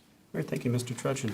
Questions from the council on the proposed draft changes to the rules? Councilmember Strong. Thank you. City Manager Trudgeon, does this address our concerns with the folks kind of Zoom bombing us by not allowing public participation in our meetings then? Yes, it would be. If a member of the public said they Online needed to Correct. join us virtually for an accommodation, there'd be some interaction between me and that person to understand what they're talking about Okay. and what And they're their there needs. for. You can't prevent everything, so there's always that one possibility, but having gone through that, I think we'll be all that much quicker on the trigger if something offensive is said to shut that down. I really don't see it happening, the need for this that often, but this is good to have guidance. So there'll be an ability to check in with me to make sure I know what they're going to be talking about and they're at the right meeting and they stay on topic to whatever the city business is. And then this is more for the city attorney. Do we need to keep a provision in there, COVID Part 2, that we might all have to be online at some point, or we just take that as it comes? I think we take that as it comes. I mean, COVID Part 2, remember when I'm assuming, when COVID came, we declared emergencies and we created Yeah. all kinds of rules that would be in effect during that emergency. So COVID Part 2, which will probably be anything we don't expect, we'll deal with that at the time. Yeah, not necessarily COVID. Right, SARS but Part 2, whatever the new that- emergency is. Right. Okay. Thank you. And also to that point, we have the general reference to the open meeting law, which a lot of that, when COVID hit, COVID-1, the state legislature did make amendments to the open meeting law to accommodate some of that. So, and I think a lot of that language is still in there about the declared emergency and things like that. So we still have that available, but that's a good question, good point. Other council questions, feedback? Just one thing I Mr. forgot to Trudgeon. mention, Mr. Mayor and members of the council. So the exception for council members to appear virtually due to medical reasons, that would also apply to commission members. That has been asked occasionally for situations that they find themselves in. So they would be able to participate remotely, but I guess the idea is that person's participating remotely, everybody else is here, still a public meeting. They have to be seen and heard and all those type of things to comply, but that could Right, happen. right in the now, future. under the open meeting law, only 3 times per year. Only 3 times per year, Right. yep. Other questions or feedback, Councilmember Schroeder? I do, thank you for putting this together, because I think this was one of the things the commissioners had been questioning, and it's good to have it spelled out. Just, if we're gonna be updating this policy, I just had one other small thing in here. When under, now we have it as Rule 10, timing of council packet. It says that, well, every effort will be made to get it to us in 10 days. Doesn't that seem a little, That doesn't happen ever. yeah, I know, right? So maybe we want to shorten that down so expectations are like. Thank you. You know, you may want to change that, because you'd have to figure out before, you know, I mean, sometimes it's 7 days between meetings, and that'll be a little difficult to have two piled up behind them. Impossible. I think and this may be what you were about to say, the original reason behind it was to try to get information to the council, maybe even before something is on the agenda, so that if there is advance type of information, as soon as it can be done, it can be gotten to the council, just to kind of give people a heads up, for lack of a better way of saying it. But I get the point about, actually, the packet itself is not necessarily going to be able to be made available 10 days in advance. I do recall, Mr. Mayor, I'm not sure when we stopped doing it, but probably soon after I became city manager, not that it's related, but we used to have a pre-packet that was sent out 10 days. That was literally a packet with cases that was sent a week and a half before, which put a lot of burden in getting things done. I'm wondering if that's a leftover from that. That might be, yeah. So maybe you want to change that to 7 or less, or whatever, yeah, Well, we typically get it on the Thursday, so. yeah. Yeah, Which is 4. 6 or less. we could just, I mean, it's nice to still have the notion of trying to get the information to the council ahead of time. Well, and you do know, occasionally we'll send out emails with some detailed information as background, either coming from me or department head, hey, this is coming up on a future Right. agenda, here's some background, let us know if you have any questions. We do that more informally than formally, we don't do that in every single case. Yeah, maybe the language about draft agendas and supporting documents might be too formal. Yeah. Maybe it's more every effort we made to send or provide, information to council members. But this is titled council packet. Yeah, Yeah, you're right. It You're does. right. It says. Maybe we strike the whole rule or actually go back to, because I don't know that we have something specifically saying Thursday. the Thursday before the meeting in our rules. So- But maybe putting Thursday in there, you could put an additional note for larger items or more consequential items to make an attempt to get additional information to council in these 10 days. You could pull these pieces, but we don't want to go back to the pre-packet. No. That was a ton of extra work for staff for very little benefit. I would agree. And so I would think this should move to Thursday. It's our current practice, Yeah. or even the Friday. But the goal there is that we and the community have a chance to look at it, but 10 days is a lot to require. Yeah, Yep. so, We Thanks. need to address the delivery method. It says delivery, but then it doesn't mention that in either any of the subsequent lines. Like how, can it just be, that word be taken out? And like how the material is it showing up at your door, or is it just an email that you're using on your own computer? Obviously, we're a hybrid of that Yeah, at the it's moment. both, yeah. I would. So- I think, In order I think for it- delivery covers Yeah. all of those. Okay. I don't know that we have to get more specific than that. Yeah. Yeah, Would keep you it like me simple. to work on just cleaning that up and bring that back, if you want a future consent agenda with these other changes? Yeah. Or you want to do it on the fly right now? No, let's not do it on the fly. Okay. No, Speaking for all my fellow council members, without consulting with them. Okay. Well, I think whenever we try to write something, especially as not very simple as this on the fly, it just kind of, it's better to have some time to reflect, and I don't know that we're gonna suffer from having One the more. the existing rules in effect for another couple of meetings or I was whatever. gonna I say, just wonder what imagine- we changed, except we were gonna get rid of the council part of something versus council member, and we were making a change there To on Thursday the in council advance. packet formation. I think those are the only two changes we were making.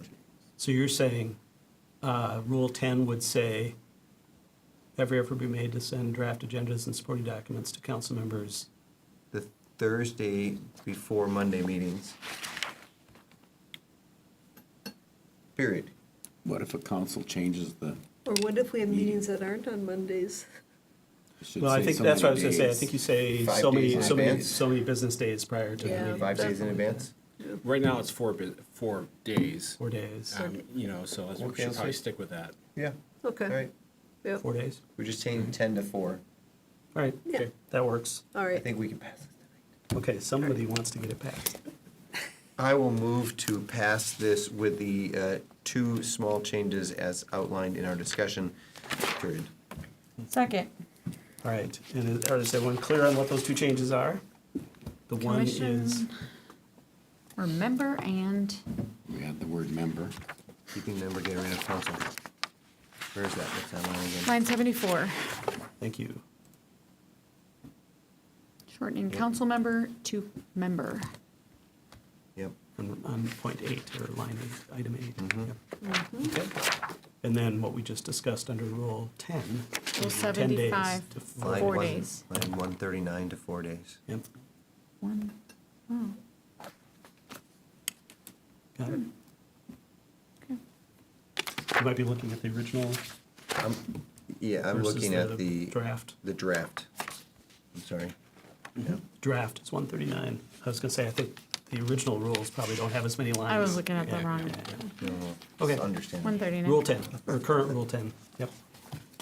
All right, we got the motion before us. Actually, I do want to check if there's anyone from the public who wishes to speak to All this right. item. We do want to, before taking council action, I apologize for missing that step. Commission member here. Thank you for Hello and remembering- welcome. Thank you for remembering there.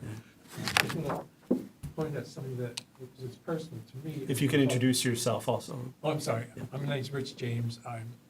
My address, Rich James. I live on Pascal Street, and I'm the chair of the HRIAC. Perfect. At the January 22nd meeting, I had planned to be there.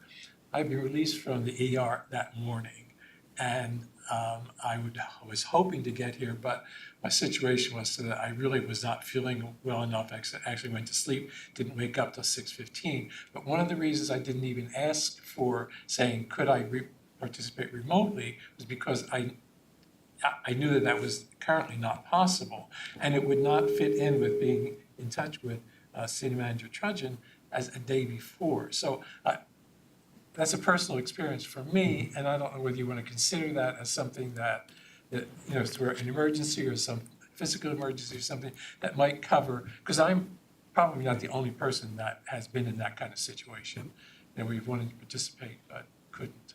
So you are exactly the reason that I asked the city manager to change the draft language to say, instead of must be cleared with the city manager a day in advance, to should be. Should be. So we've got a little bit of flexibility to deal with those So- issues. Yeah. So in that situation, and I would like to relate. As much time as you can in Right, advance. yeah, so, I said, as it turned out, I would not have been any good showing up at that meeting anyway. But I just wanted to put that in as a Yeah. personal experience for me. Well, and I think actually your question raises a whole other question about whether you could have done it anyway, because that was a joint meeting of the HRIEC and the city council, which is a posted meeting, which might qualify under the open meeting law as one of your three that you could miss, that kind of, or participate remotely as a member of the commission. So there would have been a whole host of interesting questions around that situation. And I can just bring it up so that if that isn't covered in there, that's something you might want to consider thinking. But yeah, that was definitely why we changed it to should. Okay, thank you. Thank you. All right, we have the motion before us, and I apologize, I didn't make a note as to who seconded the motion. Councilmember Strawn. Sorry about that. I got to thinking about public comment before I wrote that down. All right, we've got the motion before us to adopt the rules of procedure with those two corrections as noted previously in our discussion. If there's no further discussion on the motion, actually, I don't know that we had any discussion on the motion. Maker of the motion, any discussion? I'm good, thanks. Okay, seconder, all right. Hearing no further discussion, all those in favor signify by saying aye. Aye. Opposed? That passes unanimously. Thank you, everyone, and thank you, Mr. James, for being here this evening. Next, a quick topic to go through, a review of our annual budget process and discussion about some questions and other matters related to that.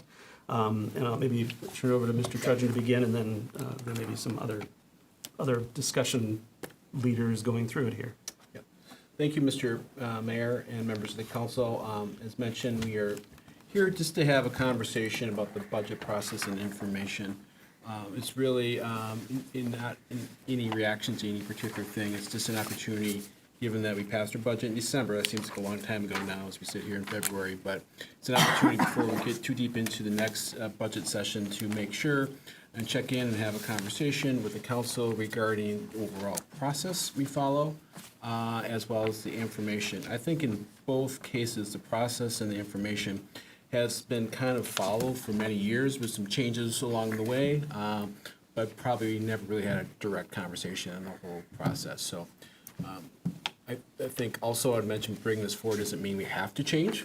This is just a check-in, and I think with the amount of information that's in front of you tonight and where we want to go, it might take several conversations to get where we want to go. I would also just state, and I try to remind myself all the time, whenever you're looking to do change, it's always important to ask why, or what issue are we trying to resolve or fix? What's our goal on this? And we don't want to change just for change's sake. We want to make sure it's meaningful. And I think most of us can articulate some of those reasons why we may want to do that, but just try to keep that in mind. So in the RCA, there are a couple things that staff is bringing forward for discussion, and then information prepared by the mayor that I will let him go over at when we get to it. But if we could just run through quickly the staff items here and get some feedback on that. The first one listed in the report here, right mouse, is a budget calendar. Staff is not necessarily proposing any changes to the budget calendar as it relates to the city council process, but we will be bringing forward information here as we get into the spring and a little bit more heavier in the summer. A few years ago, we did change the city manager budget to the second meeting in August to provide some more time to prepare that budget here. So there's these check-ins. We also have check-ins with the finance commission as well, which I'm not showing directly on here, but they're part of that process as well. So I'll just pause. Like I said, staff themselves do not have any particular changes to the calendar. I think it works really well. It is a big document to put together. It seems we finish one and start the other one, but that's okay. But given enough time, we can prepare a budget, and hopefully when you get that, it's as complete as it can be in late August. So I do appreciate pushing that back to late August. So we'll just pause to see if there's any thoughts or questions on the process calendar. Feedback, questions on the budget calendar portion of the process? Doesn't seem to be. No? Okay. We got that right. All right. The next item, I don't have a graphic to show necessarily, but we talk about in our budget documents, property tax supported and non-property tax supported budgets. We break that up. I'll have a slide saying this is the property tax supported and non-property tax supported. I don't know, but I imagine originally when it was first created that way, it was pretty clear lines that we had programs and services and maybe whole departments that were fully funded by property taxes, and we had other things such as utilities that were just covered by fees and no property taxes. But I think over time, we've had blending, and every time we have this caveat saying, this is the property tax supported budget. Primarily property taxes, but there are fees, and same with the fee schedule. Primarily fees, but they're also property tax. And so we've been doing that forever, but probably never stopped to question why we're doing that, or is that important for you to know? When I typically present that, I go through it pretty quick, and I don't ever recall a sustained conversation around those two distinctions. So just asking if that's something you find valuable, or we should keep doing, or we should look at no longer presenting in the format we do. Thoughts from the council on whether we need to segregate the budget into those two portions, the property tax supported and non-property tax supported, going forward? Councilmember Hatton? Looking at the various things that have been presented since, kind of like blending them together because it shows the big picture for each department. You know, in Public Works, here are the 6 categories, and not Of revenue, here are yeah. 3 over here and part of this and part of that. And over 4 pages later, here are the other 2.5 things they do, and this other agreement we have and whatever, right? So you never get a big picture for a department. Under the revenue, we would show those different sources of revenue. But under the budget, looking at here is X department and here's the budget for that, for me helps clarify things probably more than in the past. Other thoughts on the need or lack of need for that segregation of the budget into two halves, two pieces? Councilmember Schroeder? You know, for me, and I think thinking back, part of that might have been because of the enterprise funds was trying to make sure that they were supporting themselves. And I think, you know, when you get down into the details, showing that, but we also realize that they don't, or they, and so there are some property tax or that are coming in, so we can still show that, because even though you have the total budget and putting them together is one thing, but making sure there's still the detail by each area, so you can still tell, say, you know, let's say, I'll just use the golf course for an example. You know, that's a question, you know, I get asked, is it self-sustaining? And so still being able to see that detail, which is fine. But when you're looking at the really big overall picture, I'm not so sure how helpful it is to break it out. Yeah, I would agree with those. I think it's better not to have that designation because it confuses people. I mean, we work with this all year long, so, but to say something is, you know, property tax or, and then, except, and then add on all these exceptions, I think it just adds confusion, so I think clarity is better, and that would clarify it in my mind. It doesn't sound like there's an objection to getting rid of that distinction. Okay, great, so noted. We'll go with that understanding moving forward. The next item, I think we've had conversations before, and just bringing it up for additional conversation. This opens up here. Better open up 2 here. So traditionally, we have shown the EDA budget in a lot of detail in this format. And I think you're all familiar with that. As I mentioned in the RCA, we were using this format back when the EDA was an HRA and really a citizen board with a council member appointed. And to go into a lot of the details here, we've used that since then. I think a year or two ago, we tried to show it differently and much more consolidated.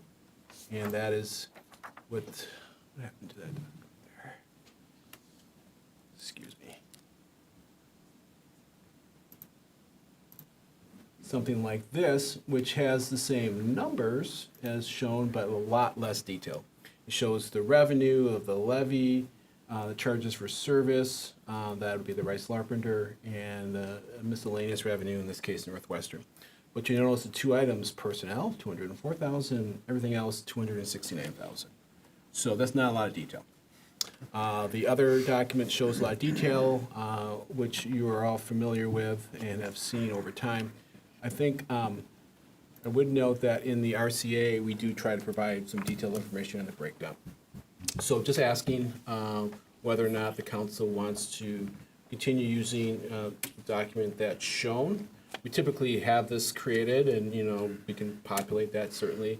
We also have the ability to, go to the more summary version of it. I would note that we don't get into this level of detail for any other program, good or bad. We don't, so just bringing this forward here.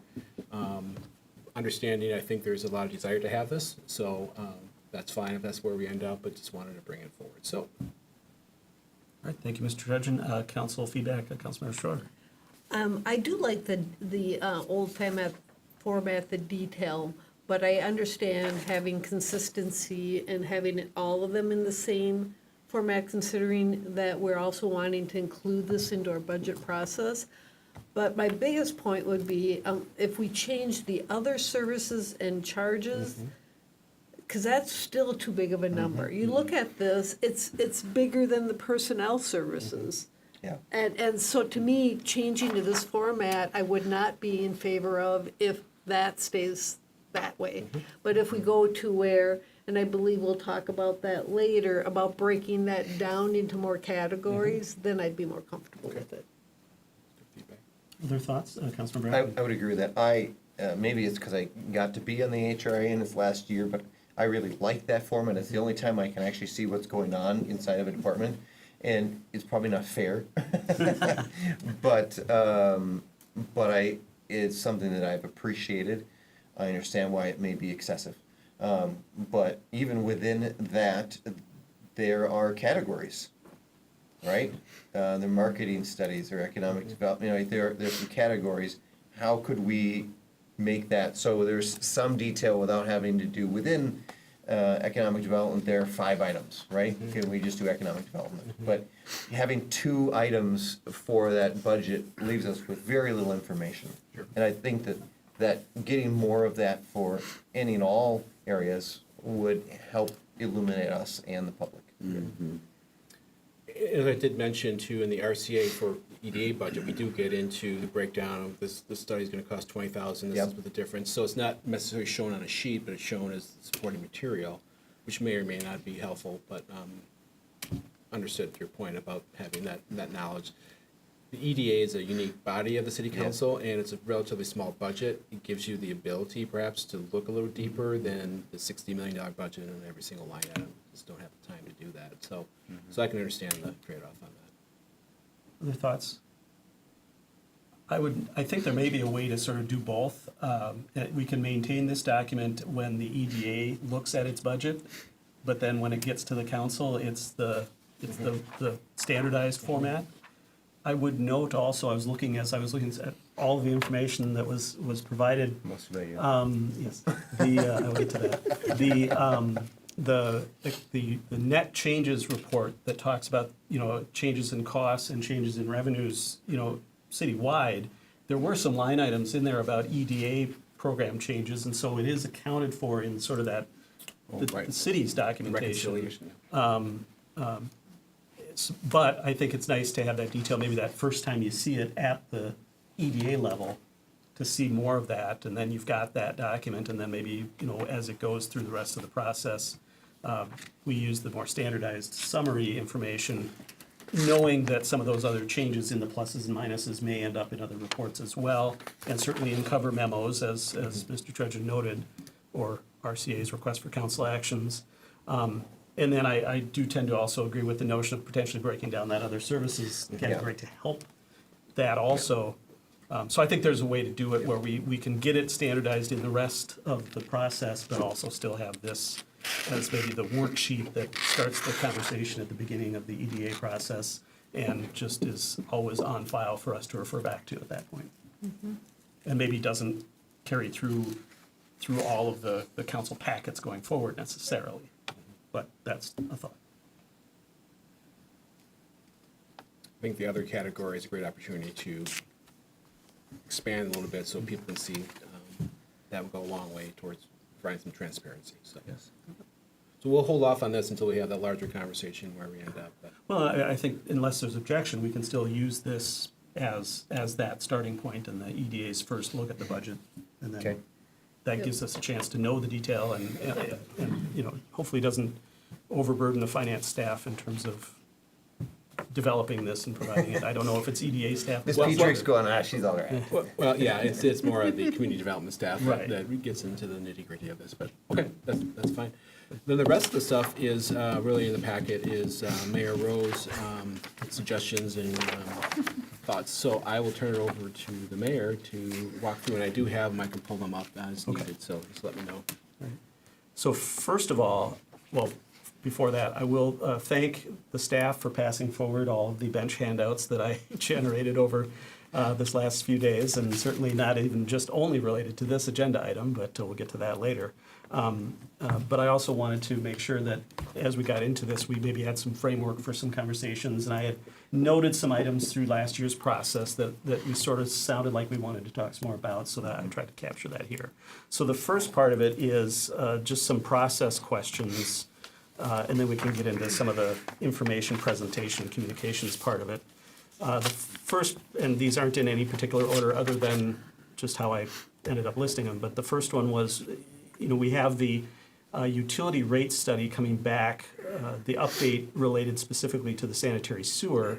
And as council may recall and public may recall, as part of our budget process this last year, we froze the sanitary sewer fees and didn't increase those.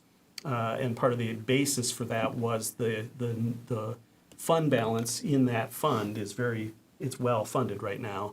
And it appeared that if we froze those rates, we weren't significantly impacting our capital financing over time, and certainly weren't going to be negatively impacting operations for this year.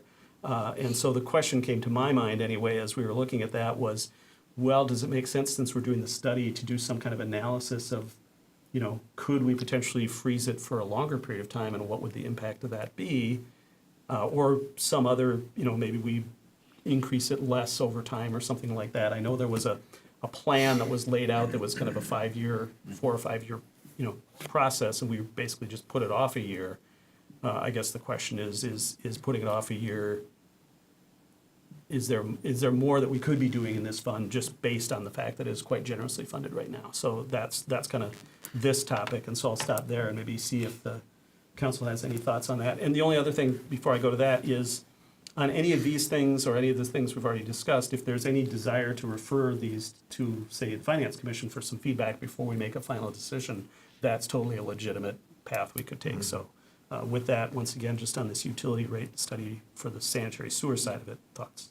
Councilmember. I think we had a conversation about some of these funds and some of our other capital funds, where sometimes we were increasing it, and yet they were far outpacing any future expenses. And we, as a council, ended up in the 2024 budget process, pulling some of those down, right? So I don't know, do we need to study, or do we need to make sure that we aren't just increasing for fun?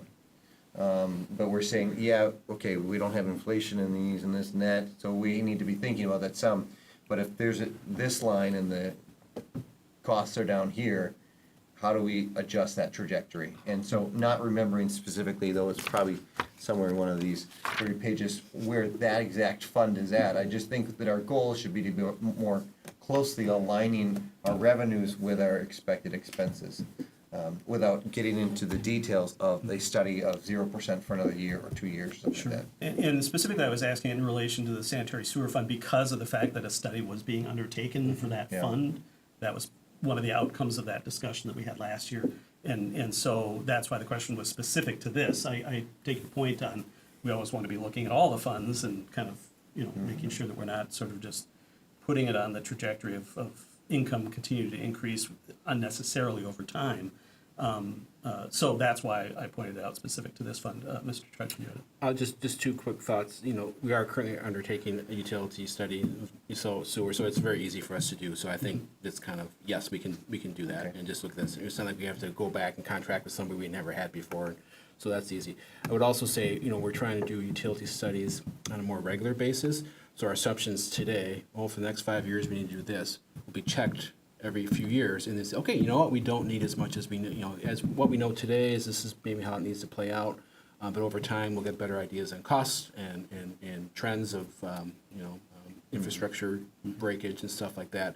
So I think we'll be able to stay on top of it pretty good. Doesn't mean we have to stop talking about it. We need to be intentional about it. But I think we got some mechanisms in place so we don't get too far away. We probably still need to recalibrate kind of where we're going right now and look at alternatives. But I think hopefully moving forward, there'll be that regular check-in so we're not going to get so out of whack where it's going up this way and the costs are stuck there. I think the challenge is, as further out you look, it is challenging to predict the cost. And so what may look like a huge surplus today in 10 years may not if you don't do anything. But that's why it's important to keep going back and checking the reality of the situation and making sure we have sufficient funds allocated. Councilmember Schroeder. Well, and again, my point would be, why wouldn't we do this? It's not like, as our city manager says, it's not like it's going to take an army to do that, and so why not? And a good point that we are verifying our assumptions when we're doing this. Again, you're right, the fund is very robust at this point, and Councilmember Etten too had the point, we should do this with all the funds and make sure we look at it, because if you think about, we do, some of our funds, we have that minimum balance thing, or a minimum to maximum balance, and if there goes beyond that, it gets moved over. And I'm not saying to do that with this, but we are checking, we have a check and balance on some of the other funds. If they get too big, that it gets moved over to use for other things.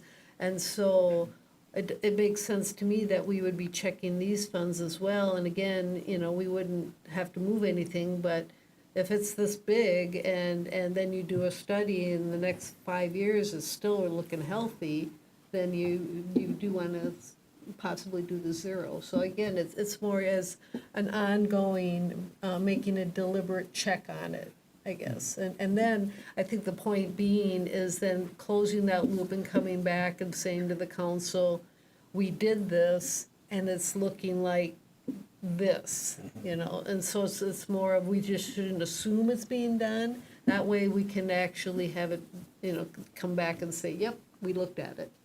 So I think it makes sense. Any objection to taking a look at that? No. So then I think the only thing, as with anything, when you ask for somebody to look at a couple of scenarios or a different scenario, you kind of have to define what you want them to look at. And so that's why, do we say we want them to look at X number of years at 0%? Or do we want to say, how far can we go before we run into trouble? Or, what do we want to tell the consultant to look at when they're doing that other scenario in their analysis of the study? Or do we have a sense of what we might want to Well, I say think right you'd now? want both those things, because you'd want to, you certainly don't want to go to the, we're in Right. trouble. Right. So you want to know what that date would be. I think anytime, as City Manager Trudgeon was saying, anytime you go out 10 years, you're getting into iffy territory. I think 3 to 5 years, your predictions are a little better. So I don't know. I would not make an adjustment banking on the 10-year plan right No. now. So something that looks at 1, 2, and 3 years out, Exactly. and then that's, beyond that, there's so an many additional variables. one, Or 2 we or just 3 years. adjust. Yeah, When we look at every- it next year and Yeah. do the 1, 2, or 3 years out again. Right. We will get an update every year to a degree, just not for this, probably this. Right, and I think we're already doing the 1 year out because that's what we ended up doing by Yes. doing Yes. 0% last year. So Yes. that would just be 1 or 2 additional years beyond that. Exactly. We'd ask them Yes, to look at and see what the line does on the graph essentially in those situations. Yep. Okay. All right, thank you, I appreciate that. Hopefully that helps our process. So then the second one is, and we've already talked a little bit about this, is the notion of getting that EDA more into our overall budget process, and I don't know that necessarily anybody objects to doing it, and maybe I went into too much detail in what I was talking about here, but I think the idea is just, unless there's objection from the council, I think we do want to, it sounded like we discussed last year, trying to make sure that the EDA is more regularly and systematically incorporated into our process. So, The only thing, if I could. Yes, Mr. Trudge. The only thing I would say with we talk about budget and TAC presentation and hearings, oftentimes we need to do that as the EDA. So I don't know if you meant when the city's having their public hearings that we're doing it at the same time, or, because we do conduct the hearings as part of Right. the EDA, so. yeah, no, I think it's definitely want to mention, Clarification. we definitely want to make sure we don't leave the EDA out of what we're looking at and that end of year tax hearing for the rest of the city operations, that the EDA is part of that. I think that's kind of what I was referring to there. Because you do pass an EDA resolution. Right, understood, yes, exactly. Are you really thinking about letter D there? Yeah, A, exactly. B, C, and Yeah. E make sense, but letter D may not because of some of the requirements for the EDA. Well, I just have want to separate- understand. No, what- yeah, and What here's what I was venue- saying is, yeah. is we just want to make sure that that final hearing that the city holds, where we mention the EDA and we pass a resolution as a city council adopting the EDA levy for the next year, that the EDA is also part of all the documentation Right. that's supporting that, and we use, this sort of standardized format and everything, and that we make sure that, there's involvement of the finance commission in some of that preliminary prior steps before we get to that Yeah, point yeah. as well, so, Councilmember Schroeder. And I think that's the point, is that this was not part of the process. It didn't go before the Finance Commission. And we never, until I asked for it, we didn't get updates on the fund balance. We only got the budget.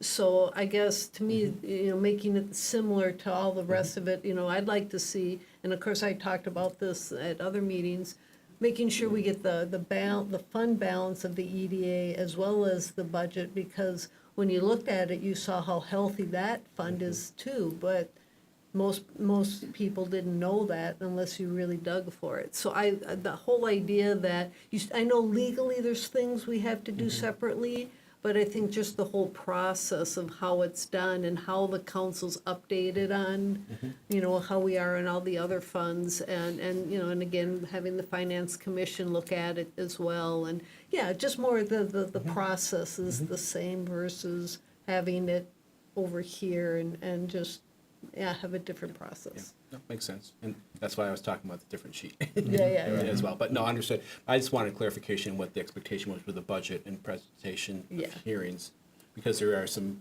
responsibilities EDA has in the council, and just trying to incorporate that Yeah, more as that- part of city that- council. Everything else makes sense to Yeah, me yeah, as well. yeah. Well, hopefully that clarification has helped, Yep.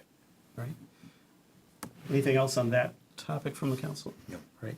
The next one is the aforementioned or alluded to notion of trying to break down the other category. As Councilmember Schroeder noted during our budget process, and I think tonight as well, and I've concurred with that.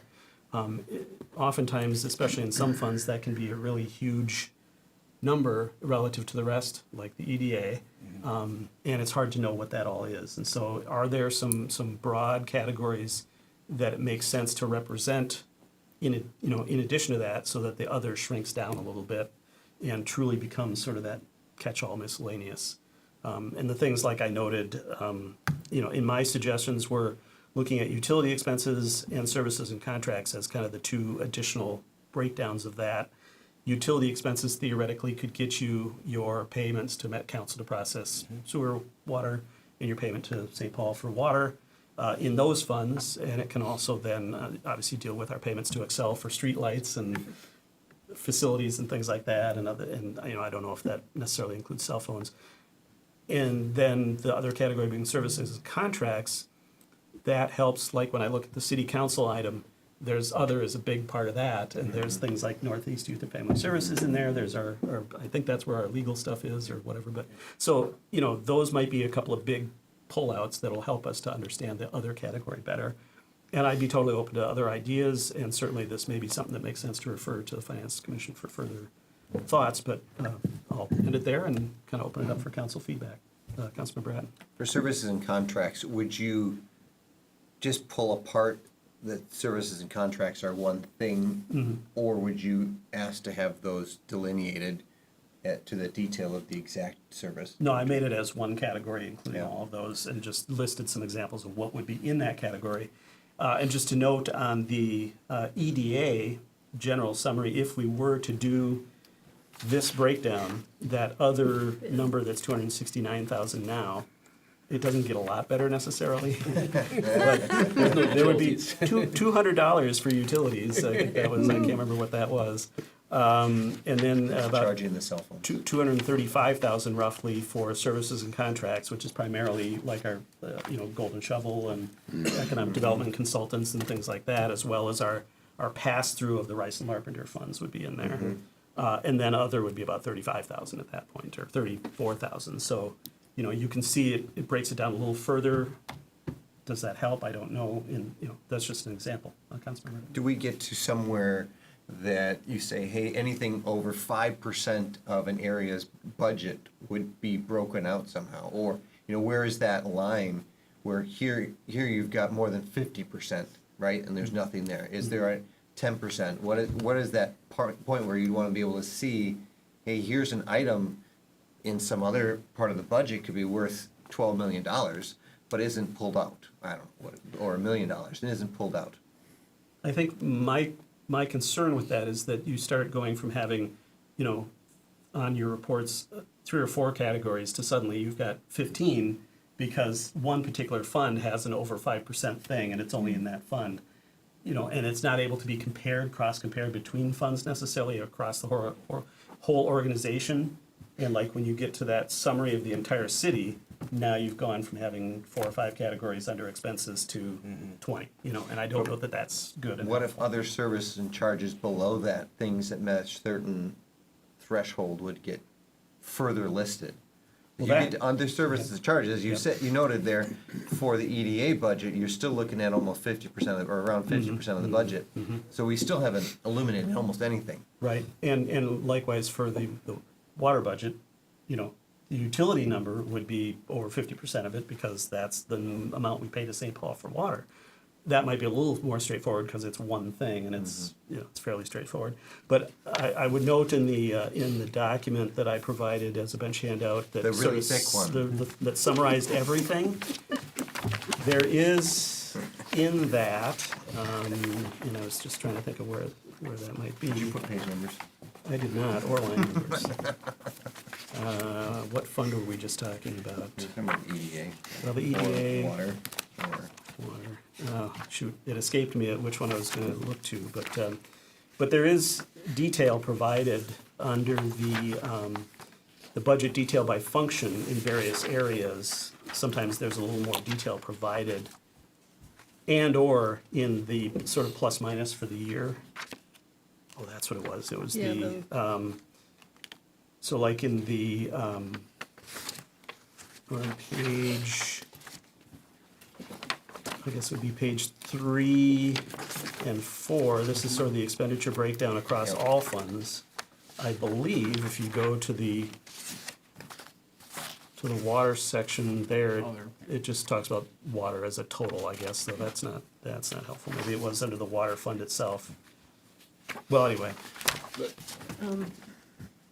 So, Yeah. like I said, I'm open for thoughts, but I don't want it to get too complicated. Well, I would Councilmember Schroeder? say, okay, even if it doesn't break it down a lot more, it sure sounds way better than other.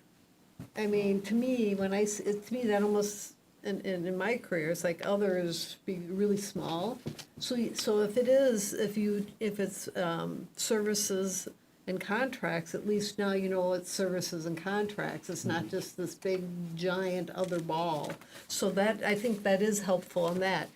Also, there's a, you do get more detail, but you could do something if, for a particular fund, and I know this might be something we have to run by finance, if it is a big amount, you could have a sub-report to go with just that particular fund. You wouldn't have to do it across all the funds. So it's more, you'd have an asterisk, and then it would be see detail or whatever, yeah. Is this what you were looking for? Yeah, so I guess, again, anything but the giant other, I think it would be helpful. Kind of, yeah, except they don't break down the other, of course. Right. Yeah. Councilmember Strong. I do appreciate the suggestion possibly of Councilmember Utton, kind of lost it here, but of, including the Finance Commission and their commission expertise as much as possible along these lines.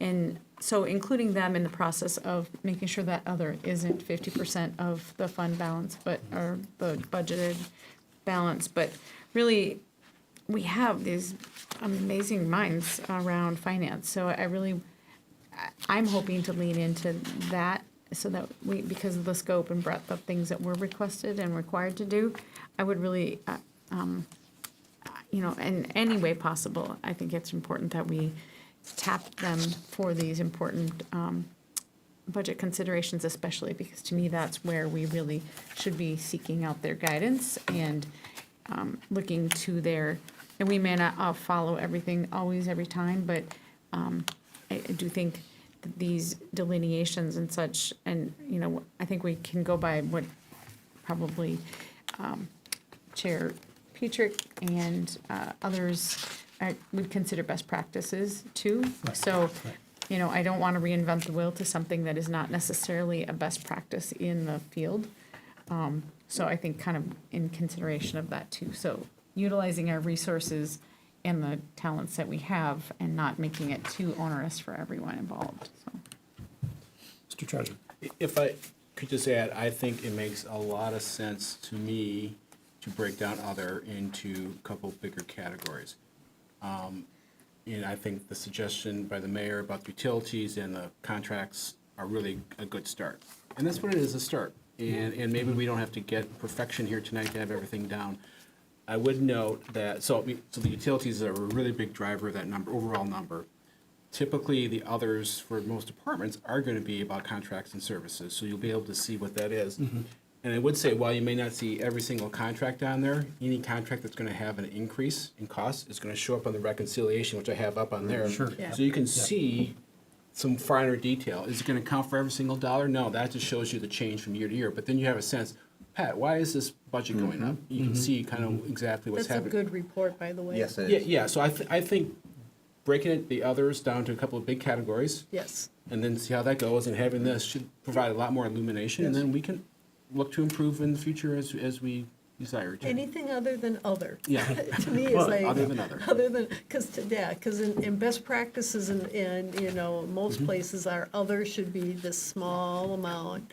And yeah, it shouldn't be half your budget, so. Well, and that's a good point, and that's what I was going to point out on the EDA, actually, services and contracts, while it is 50%, at least you know it's services and Right, contracts. yes. And what the EDA does is they contract with organizations to do things and provide services in the Yep. form of financial assistance to residents, like Yep. CEE. the energy inspections and things like that. So Yep. that's what it is.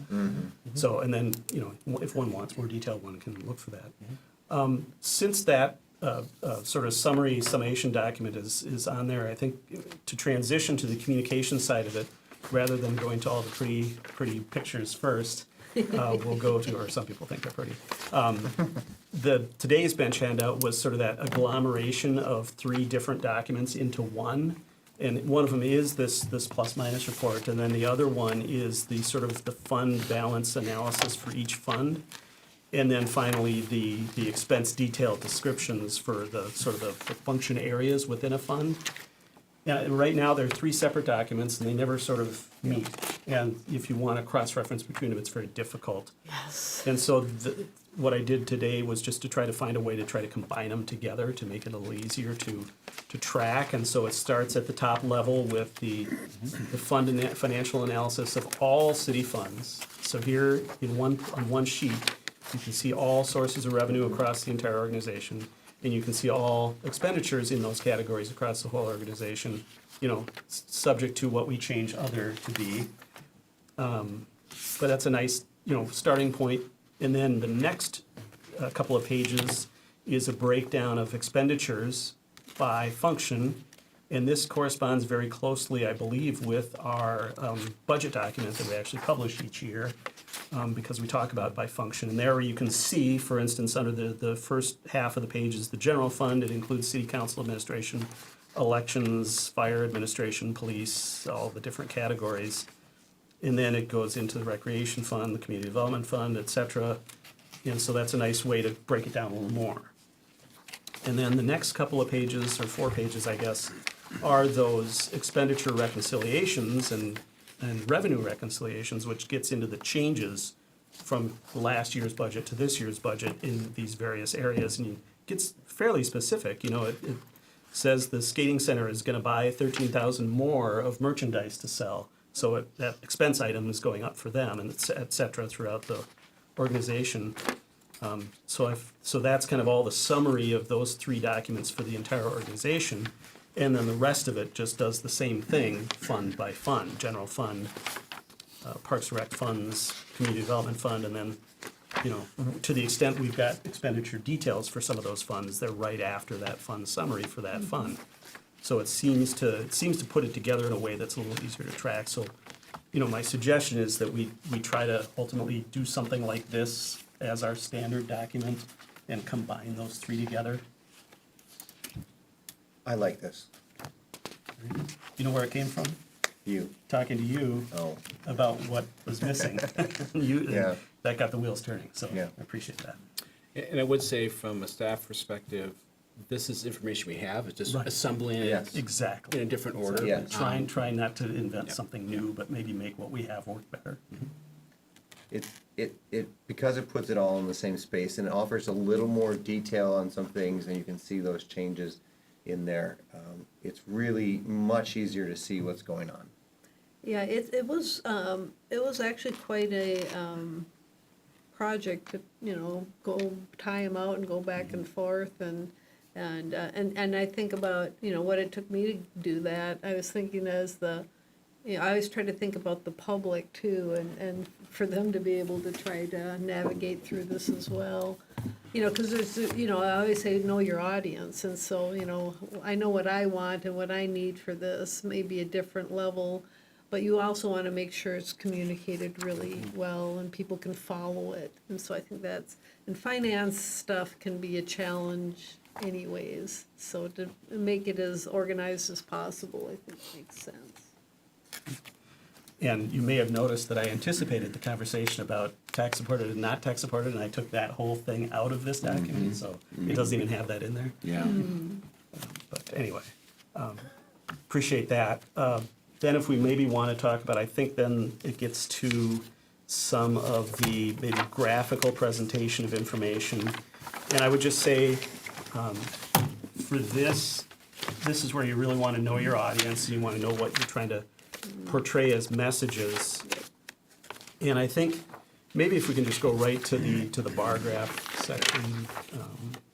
I had included I repeated some information that turns out that the city manager put in again, so I apologize for that. But I tried to capture trends over time in a bunch of different ways, and so I don't want to get into a detailed description of each one of these. But just to say, so this was an attempt to try to put on one sheet both revenues and expenditures and try to show how they relate to each other and show trends over time. But it's a lot of information, and I don't know, you know, that may cause people's eyes to roll, and I'm okay with that. I was just trying to think of different ways to present things. The next one, just instead of actual amounts, it just relates to what the percentage of the budget is in each of those. Once again, a lot of information. I'm not sure how helpful that is. But then I got into specifically on the revenue side by itself and comparing that to some indexes that may or may not be meaningful to people in terms of, you know, one is our city tax base, that's the top orange line. The next one below that is the median single-family home value in Roseville over time. And then the bottom line, the sort of brown line, is the Twin Cities inflation rate as represented by Consumer Price Index. So just some, ways to see what we're trending in terms of those categories over time. And then sort of the subsequent graphs are just sort of similar exercises for specific categories, like specifically the property tax compared to those same indexes. And then the charges for services, which is largely utility fees, but not entirely, same thing. And then breaking down as a percent of the total. Thank you for scrolling and keeping up, Pat. This just is the same analysis, but on the expenditure side instead of the revenue side, same type of thing. I just also took out capital just to see what operating expenses were over time and how they trended. So that's overall city budget. And then if you go down, Pat, maybe a couple more sheets to the next graphs there, that was taking the information that we provide in our typical budget presentations about the impact to the average single-family home and comparing that to those same indexes. So this stacks all of the things that we charge. It's got on the bottom, the pink is the property tax, the salmon color above that is the EDA tax, the massive EDA tax. The icing on the cake, as you might say, and then the water utility fees in base and usage. And above that, the brownish colors are the sewer sanitary sewer like his usage. color system? Sewer is brown, Yes, water yes, is water is blue, blue, yes, and then recycling is green. So that's all of the Brown impacts. and yellow. Yes, that's all the impacts, and then if you go to the next one, once again, it's as a percent, so you can see kind of as a trend over time, as a percent, how it's impacting. And then I broke it down into the taxes versus the utility fees. The utility fees, I think, is the next one. Yep. And all compared to those same indexes. So anyway, this is just a bunch of ways to show information with trends over time and try to help present information graphically, that we've got a lot of information in tables of numbers, and different people look at and process things in different ways, and so trying to think about how we can help visual analysis of things. One of the things I'll note is that if you look at a year or two different budget years and their pie charts, you can't tell the relative change over time except for the change of the size of the pieces of the pie, but it's even hard to tell that. So a line of bars over time helps with that, seeing changes over time. But so that's just my thoughts on those. And I don't know if how we want to deal with this, if this is something we want to refer kind of as a general topic to the commission to look at, and with these examples as a starting point for conversations, or we don't want to do anything with any of it, that's fine too. So thoughts from council members, and once again, it depends on the audience and what we're trying to say to that audience too. Councilmember Short. Yeah, and I actually do like, you're right about the pie, it's more difficult to compare. And what I like about these is it's multiple years.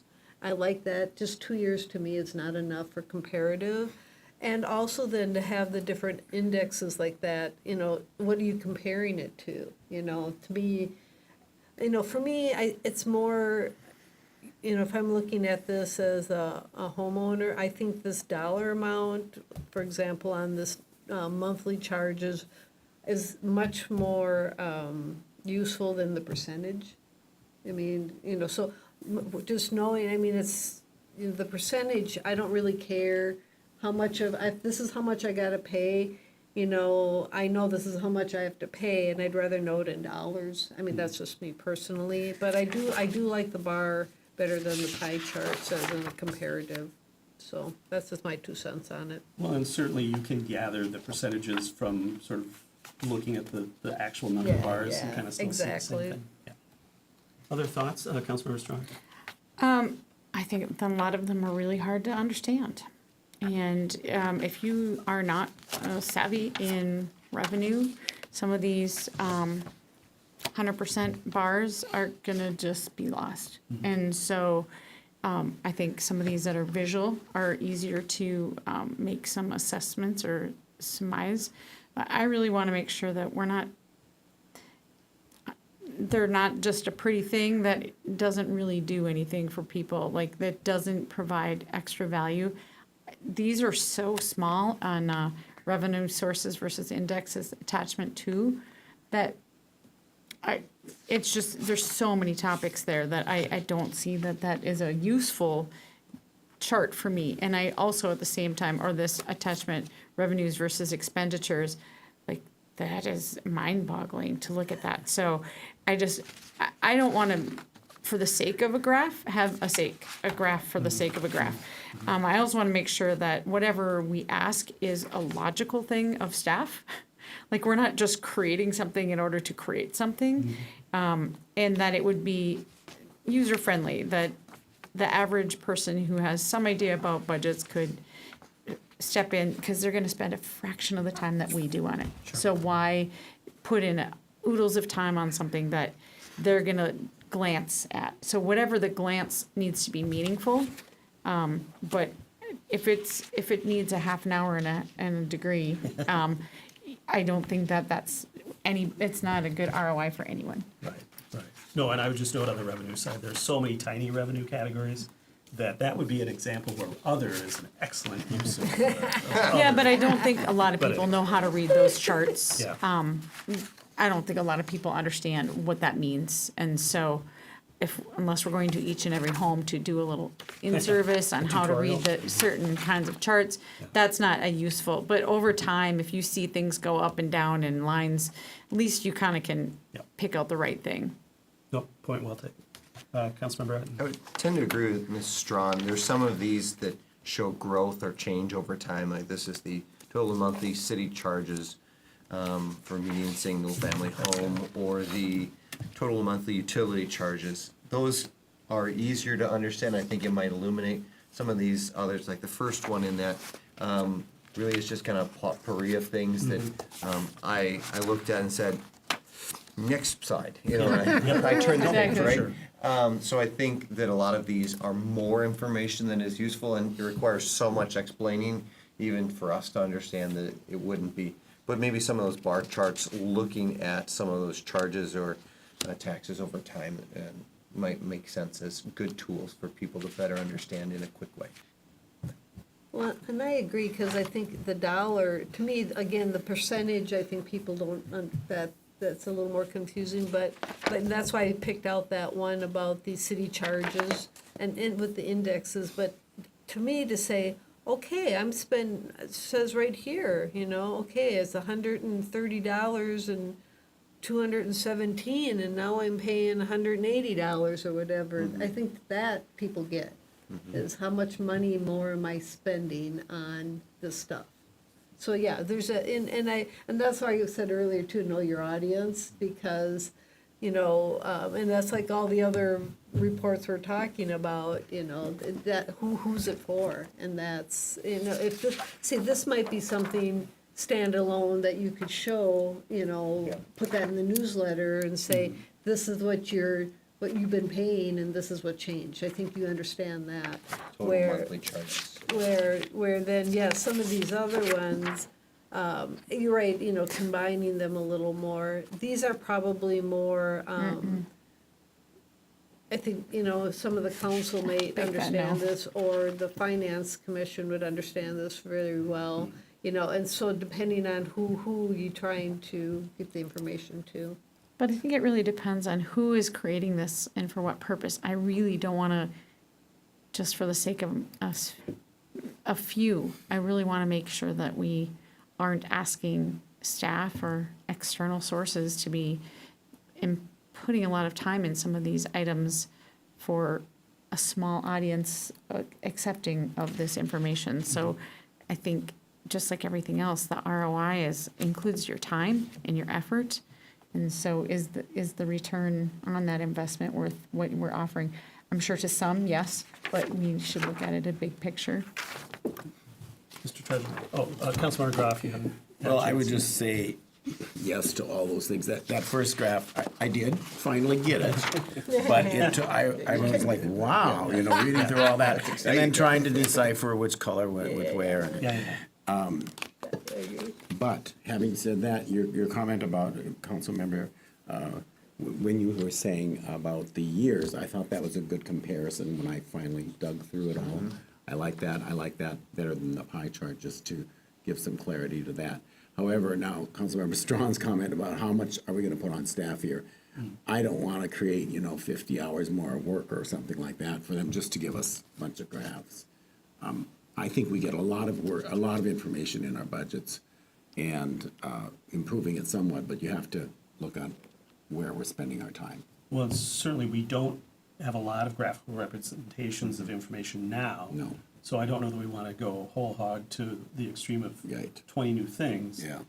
But maybe there are some things that might make sense, and maybe that's what Mr. Treasurer might Thank you, do. Mr. Mayor. I was just going to say that there's a lot of information presented there, and yes, to all the conversation, it means different things to different people. I think maybe to help focus the conversation, if there are several key indicators that the council wants us to see, and I think you've talked a lot about the monthly charges to the homeowners, is one on the stack charts. Those are some things that we can focus on. Let's do a few of them, right? And then we can always build off of that over time. But then we can really focus on those, include them in the budget documents that you receive in August, right? And then you can see what that impact is, so you're informed. And then also, we can then produce that out into the public through newsletter, websites, and other things. So I think that would be a really good start. I think there's some good gems in here that could be very helpful to use. And it's just a matter of us repurposing how that data is displayed. Once we have the data, we have to get the data first to put in there. And I think hopefully we can work that through. So that's why I would say just not do 20 of them, let's do a few, and then we can build off of that. And I would say all the data that was used to generate these is the data that we already generate. Yeah. So Yeah. we've got the data, it's Very just, powerful it's just a tools. matter of. I'm just talking about for 25, we're not going to have that until later in the Exactly, until process. we actually have it. Mayor? Councilmember Strawn. I think it would be helpful, at least it seems to be logical to me, that whenever tools are built into our accounting system, I mean, there's probably some of these come pretty standard or not too far off. Potentially, or So- even better. Right, instead of reinventing the wheel, if there's something that is similar to this and yet fulfills a similar task and takes 3 buttons, let's start with that rather than create a stack chart that is so detailed that it's hard for the average person.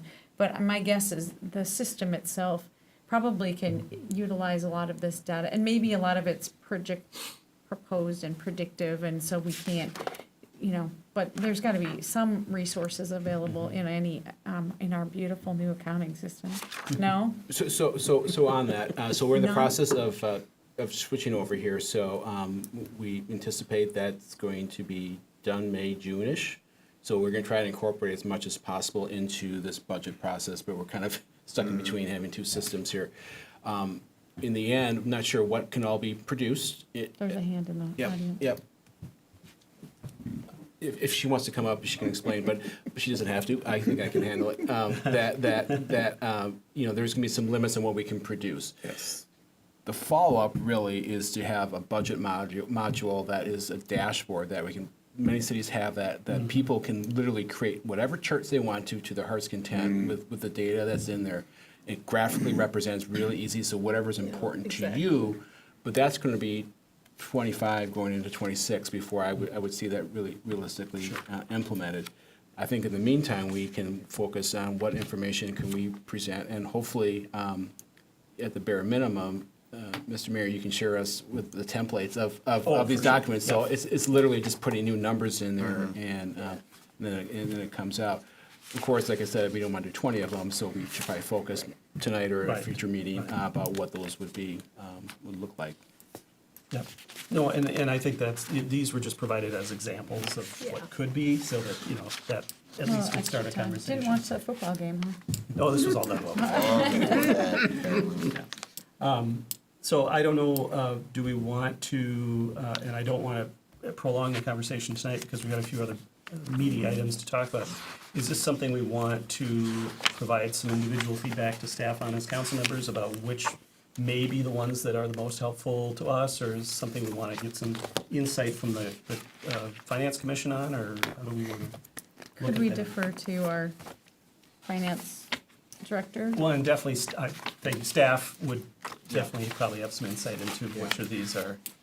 If I could suggest, I would like to take this back and have some conversations internally. If any of you have individual thoughts, feel free to reach out on that. We would want to bring that back again for another conversation, saying, here's what we heard, here's what we think, here's what we can do. I think as a baseline, the council probably wants to decide that. Then we could talk to the Finance Commission, here's what the council's thinking. Is the council missing anything, the staff missing anything? That would be helpful.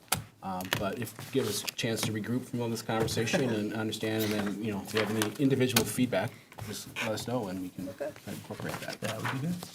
Does council want to take about a 5-minute break? Yes, Since we're we about 45 do. 40 minutes past. All right, we'll take about a 5-minute break then. Okay.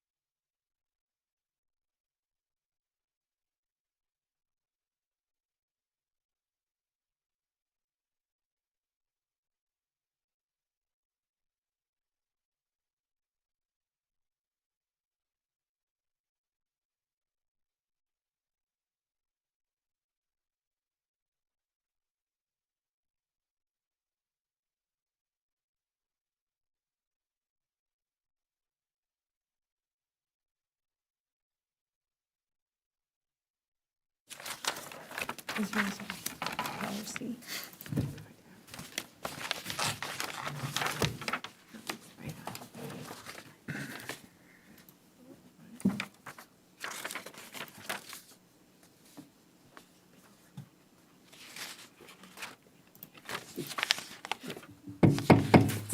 All right, we're back from a short break here. Just want to make sure we're all back online. So we are continuing with our business items this evening. And our next business item, now that we've talked about 7E, is item 7F, oddly enough.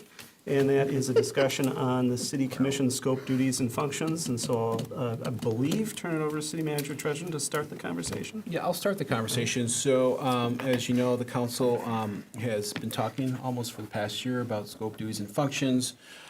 Each commission did talk amongst themselves of what they would suggest changing in the ordinance regarding their scope and duties and functions. As a result of that, we've got a whole slew of information that a subcommittee of Councilmember Etten and Schroeder have been working on, in addition with the city attorney and myself a little bit, but I didn't do much of the work, so I won't take credit for it, about trying to consolidate all those thoughts into a document. In the packet tonight, under attachment 1, is the suggested changes to Chapter 2 of the City Code, which covers commissions. And it does reflect changes to most of the commissions, with the exception of the HRAC. As you know, there was a joint meeting with members a few meetings ago to talk about what they had brought forward. And as a result, there needs to be continued conversation on trying to sort out the scope, duties, and functions on that. But it was felt at this time that these other ones were pretty straightforward and that we could bring forward for discussion tonight. I would note this has not been published on our city website yet, so it's not eligible to be adopted tonight.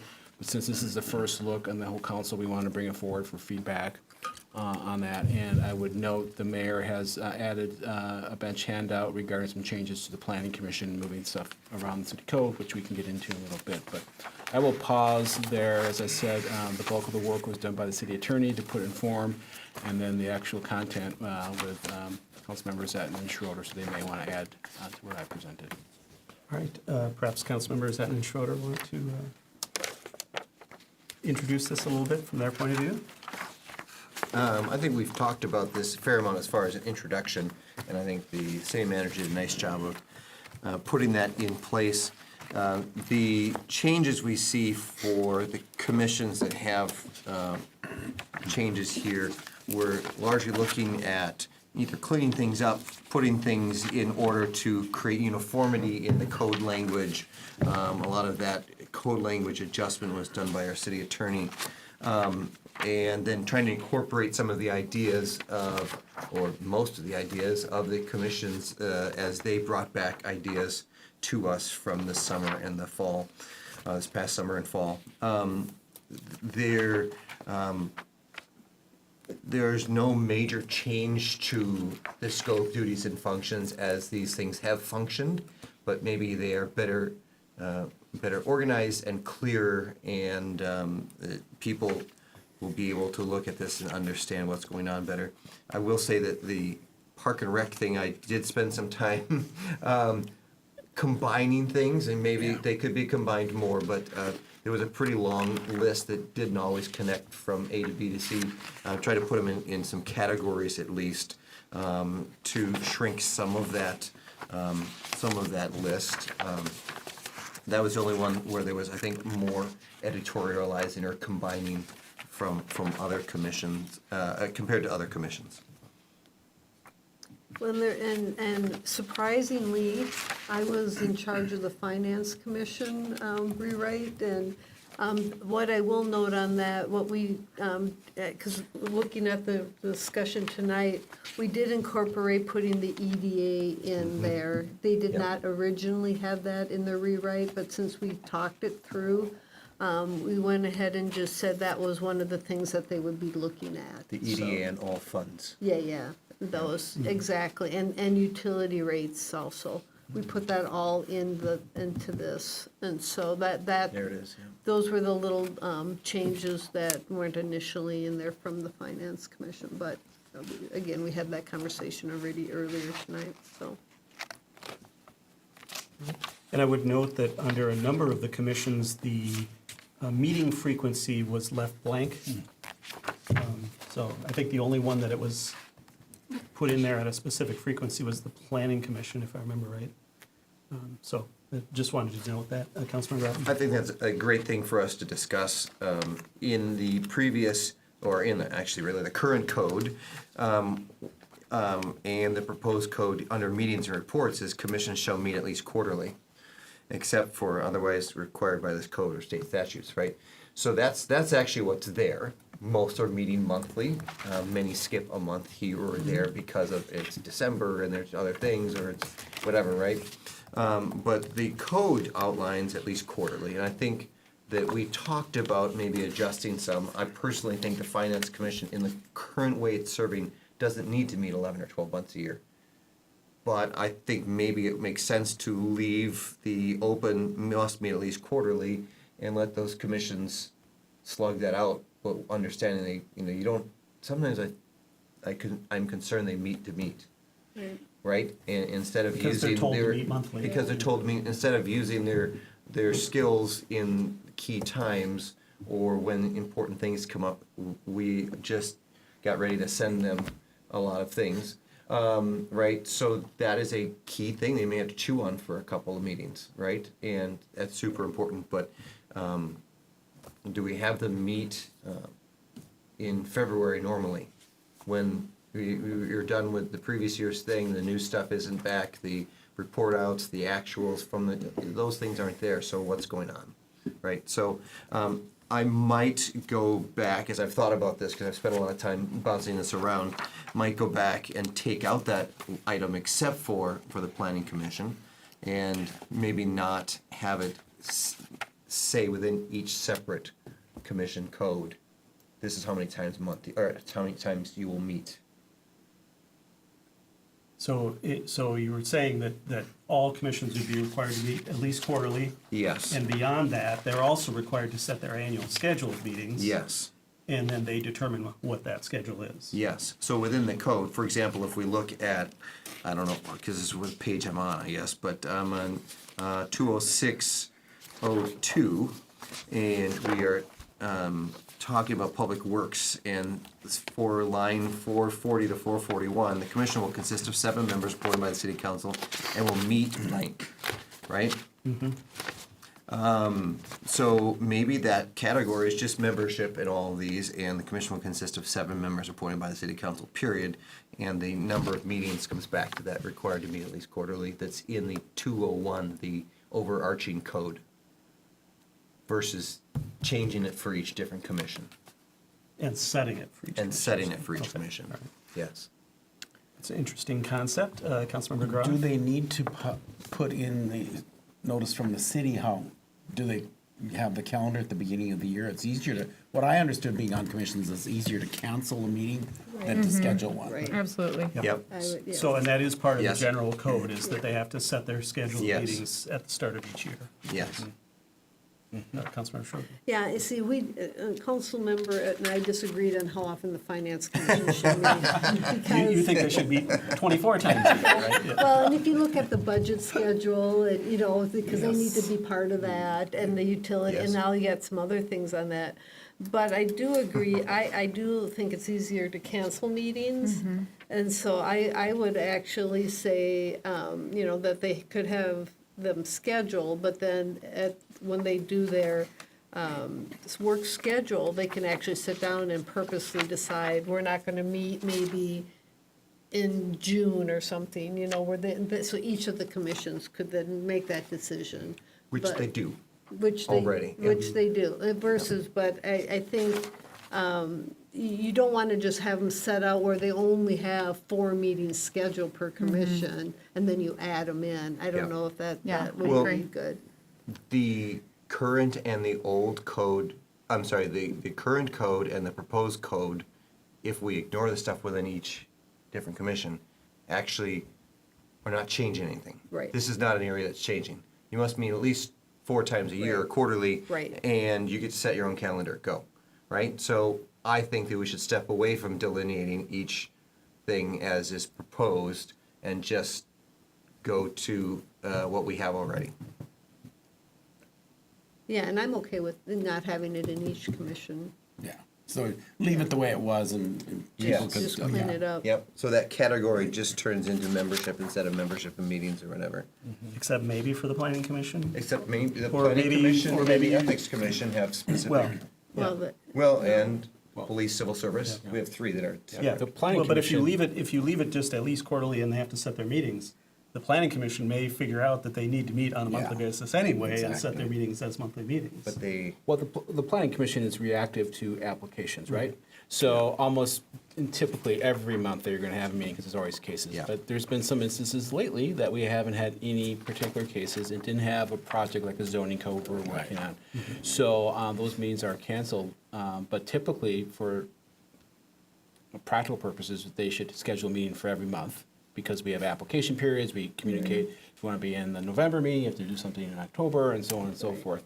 If it comes that there's no cases and no other items to bring up, then they can cancel it at that point. I'm not sure that's any different than any other. What if we commission. propose that they Yeah. schedule monthly meetings, but due to content, meet no less than once per quarter?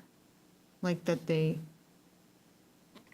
so if they don't even have content for 3 months, they at least meet once in that quarter. So we schedule monthly meetings for each commission, and then based on need,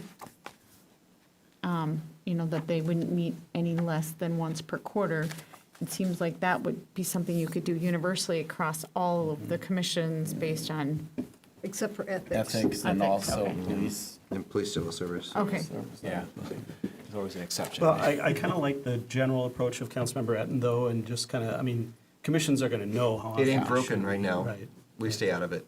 Practically So- speaking, every commission does schedule meetings throughout the whole year, and Yes. then they make decisions as either get Yes. closer or that, that they need to cancel a meeting, so it kind of is happening by itself right now.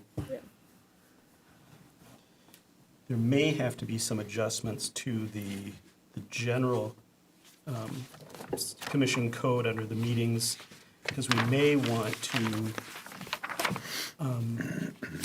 as I'm thinking about it, we may want to add some specificity that when they set the regular schedule, all the commissions, have a schedule that is also regular in the sense that they don't meet on the second Tuesday one time and the third Friday the next time, and, that it's like the same day of the week and week of the month each time they do meet, so that there's some consistency there. I don't know if we need to put that in the code or not, but it came to mind, so I wanted to. Well, I think they've all done that already, so. it would Yeah. be- Right, and that's through the city's scheduling of available this rooms.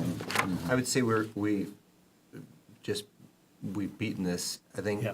it wasn't actually a problem. If you accept former chair of the finance commission's suggestion to stay away from the monthly meetings, Jason, then we don't have anything we need to worry about. And then we just move on, because we'll just leave it as it is, and the proposed language leaves that as it is. My one question would be for our attorney, because you did add some very specific language for the planning commission's meetings. Was there a purpose from state statute for that? No, that was I don't remember if it was a conversation with staff or how it came up that, I think it was a conversation with staff. Yeah. That they have meetings scheduled regularly, but that they cancel them when they don't have any matters to consider. And so I just wanted to reflect that in the ordinance. Well, that really is like spelling out in words what Yeah. we're saying. Exactly, yeah. Well, and I have to be careful about that too, because it is actually inconsistent with the language in the general 201. Right. Where it says that commissions can amend their schedule, cancel meetings, or call special meetings by a majority vote of the commission at a regular meeting. There's nothing in there that says the liaison and the chair can decide to cancel a meeting. So if that's the case, we should take that out of the planning commission and actually put it in the general commission language. Because right now, they can only cancel meetings by a majority vote of the commission at a regular meeting. Yeah, and that's not how we've been operating. That's how we Right, operate, right. yeah. That wasn't what we did when I was on that. So you would talk about that you could cancel them through less than a full, but it would be difficult to add, do you add a meeting without Oh, you would have to have a vote of the commission to add a To meeting. add a meeting, but to Right. cancel would be a different standard. In I'm fact, saying the you could standard take, you outlined could take the here standard for the for planning commission and just apply it to everybody. Well, maybe.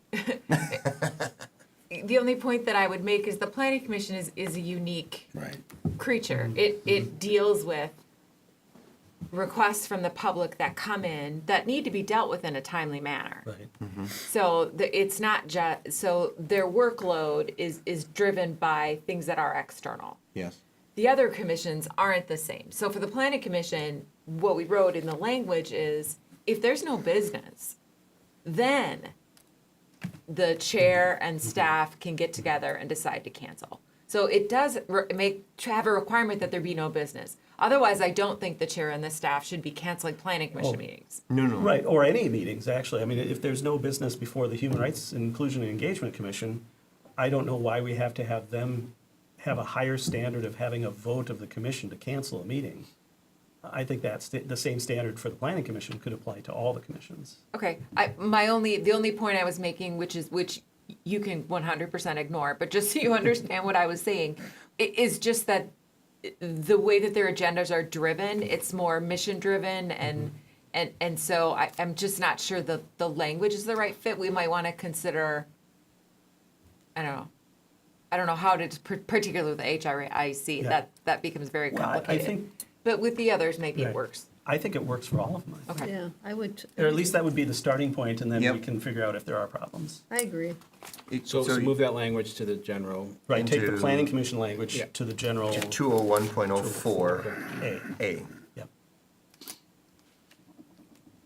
And then you want that just taken out of the regular ordinances, so that what is the .02 in all of these ordinances, which is membership and schedule of meetings, would become just membership. Membership, Okay. yes. Yep, for all of them. Yep.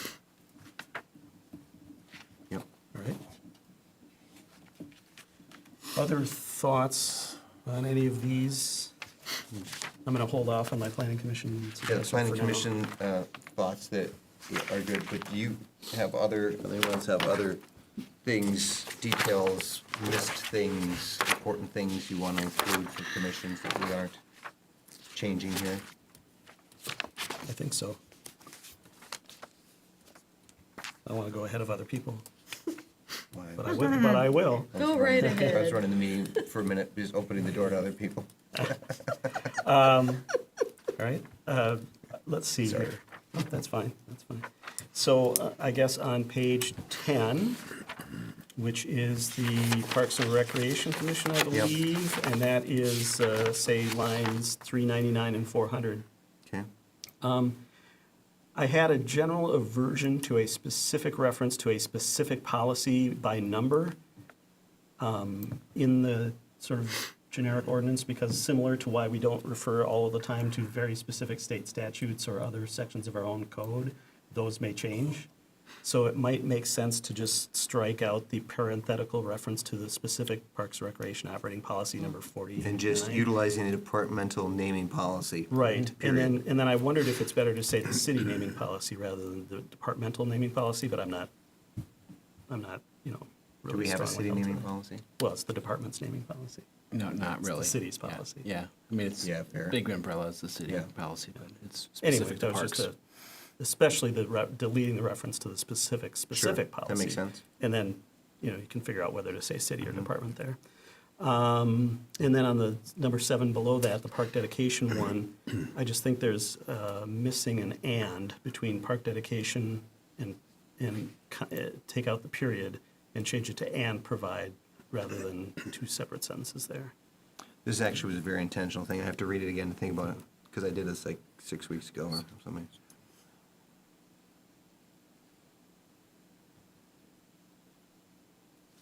I think it was just to make it not a super long sentence. Yeah, 4 lines long. Actually, I Codes think, are full of run-on sentences. well, but we don't need to change it Oh, per no, se, that's, right? no, right, you're right. Yeah, absolutely. okay. More substantive items. Yes, yes. Okay, Public Works Environment and Transportation Commission on lines 456 and 459. I wondered if it made sense to say recommend policies rather than develop policies. Granted, they may be developing them in the process, but the point being they're an advisory commission, so Yep. they're recommending policies. So 456, Yep, I agree. evaluate and recommend policies. Yep, and likewise on 459.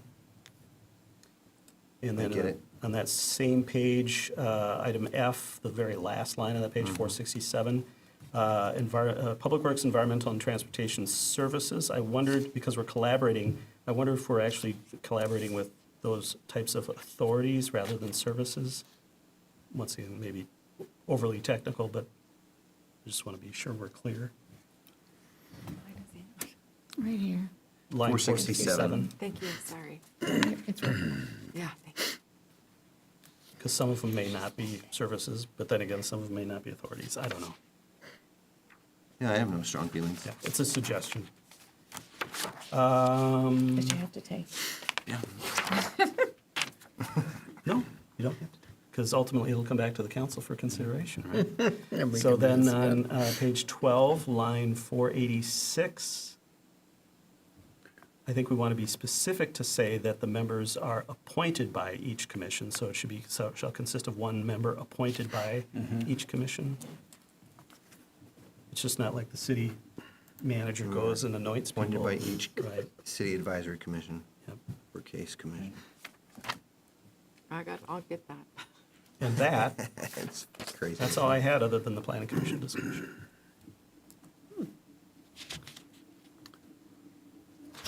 That makes sense. I just had one clarification.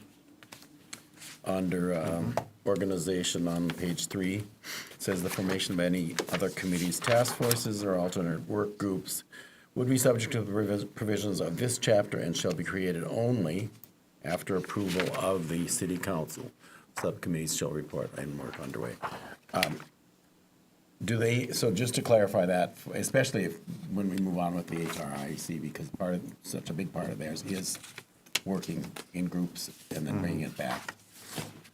Do they need to come to us every month with any change, or how are we gonna handle that?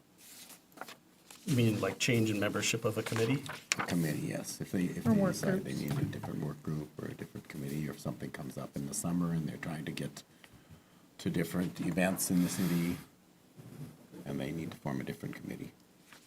Well, I can say historically, the reason that language was in there is because we wanted to sort of have a little bit more of a reign as the council on subcommittee activities. And For I don't- any commission. Right, but for any commission. Obviously, this one has many more. Right. So I don't know if maybe this language is sort of an over-regulation of that, that made sense at the time, but maybe doesn't going forward. I don't know. But it's good that you ask about it, and maybe we can have some more thought about it. Ms. Tierney, if you could.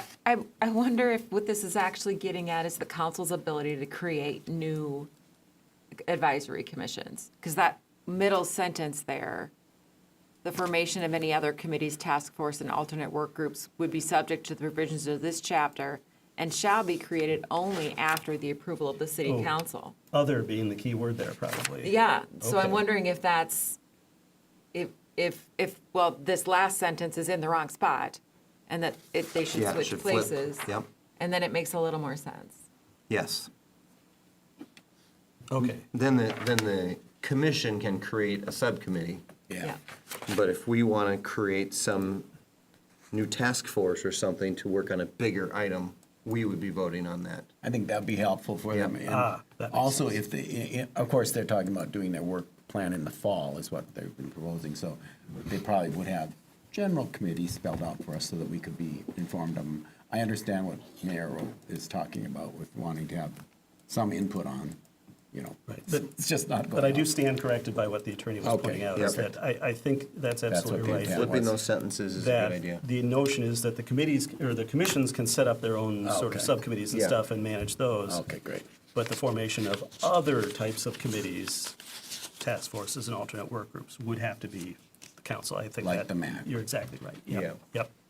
Okay, Good, thanks. good to clarify that, though. That's why we're having the The MAC conversation. or things like the Cedar Home Yeah. Community Building Task Force or things like that. Right. Yeah. Yep. I think actually more of the Cedar Home kind of thing than the MAC. Yep, yep, no, and oval task force and things like Yep. that, yep, over historical times, yep.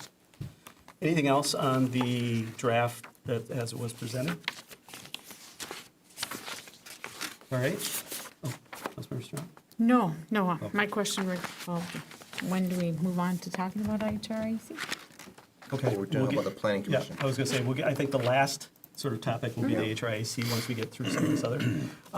So just on the planning commission, the bench handout consisted of two pieces. The first piece was to pare down the planning commission language. So that's the specific, its title at the top of the page, row language planning commission. And notwithstanding. Inside of the handout, Yeah, it's the backside. It's just- It's all attached together. they were stapled in a different order. Okay. than these Okay. Thank were. you. Printed Yep. out my own copy, sorry, so Yep. I've got it on one sheet, okay. So the idea being there, and obviously notwithstanding some of the other things we talked about, membership and schedule of meetings, under scope, duties, and functions, my primary mission here, which has been a mission of mine for many years, has been to pull out the process to do and update the comprehensive plan out of our code section talking about a commission and its functions and put it into our land use code. So the first part is to pull that out, and then the second document, or the second portion, is to actually create a title, a chapter 1024 under Title 10 in the land use code to specifically outline that same, and it's just the same language, I just put it in the format for that. Obviously, we couldn't adopt this tonight because it's not fully written out as an ordinance, but at least it kind of gets to what the suggestion is. And then specifically back to the planning commission language, what it would be then is they would have 4 items under scope, duties, and functions. A would be, as A is now, the general reference to state statutes, just taking out the duplicative word generally. And then taking out the last sentence, because I think it's also kind of repetitive to say, Redundant. well, and also they can do the other things we say they can do in this ordinance, so. And then adding B, which makes reference to the other bench handout, which was in our zoning code, there are specific duties and functions and processes related to the planning commission outlined there, and so I just made a reference, in this case, a specific code reference to that, and certainly you could change it to just Title 10, I suppose. C stays largely the same, except instead of having the specific reference to holding a commission or holding a hearing per Chapter 108, I just made the general reference to the procedures in Title 10 once again, because that's where that's all covered. And then I added the D, the all-important perform other duties and functions and conduct other studies, which was in every We got other in commission. almost everything. Yeah, you missed it in this We one. tried. so- Well, we did, we really purposely worked on that Yeah. one, too. So that's my suggestion for the planning commission, and I'll stop there and see if there are any questions or concerns. Councilmember Hunt. I would say that I generally support this. Both members of this little subcommittee had taken a big circle around the whole comprehensive plan part of the planning commission code and said, what is this doing here?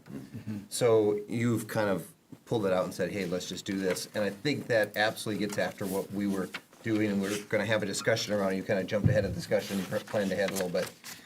It is a bench handout, so not too much ahead, but yeah. But that this is what I think needs to happen to help make this fit the other code stuff and to clarify where we're gonna find this really important information. Yep. Any other thoughts? And certainly this is all What does the just by attorney way think of, on this? So- Since it's the planning commission. By way of drafting, well, the amendments to chapter 10 in the zoning code will need to go through the planning commission, and that's because it's an update. But then this this amended chapter 202 should also refer to that section. Yes, Okay. yep. That's in, under C. It makes a reference to Oh, that. Title 10. Title 10, yep. Got it. Oh, yeah, see, yeah. And just call it, yeah, yes, And likewise, under B, instead of specific chapter, you could Yep. just say Title 10 there as well. yes. So we don't have to get in if we renumber something or Yes. something. Which we will. Yep. probably at some point. Which we will, I agree. All right, so, and this is obviously, to be taken back, and and if you need Word documents, I can get you those. I will say that I copied the planning commission code out of the PDF, and so the line numbering got really interesting when I created a Word document out of it, but anyway, not my problem. Wow. That's What just time is it? A fair warning. Okay. All right. Party time. So it sounds like that's generally okay with the That's council. great. I think it's an Yeah. improvement. Oh, I would also note, thank you, Councilman Redden. In Title 10. In Title 10, there is actually a reference to specifically when the Planning Commission and Variance Board meet. Oh, And so we may want to take that out of Title 10 if we're see. addressing that in Title 2. okay. So that's on the first two, well, actually, it's the third page of his document. Oh, thank you. Numbered 1 or 2? Right, so- Chapter Here. 10206, Yep. And then lines 1081 1081 and 82, and then 1089. It's all specific about when they're gonna have their meetings and which day of the week they're gonna have their meetings. Oh.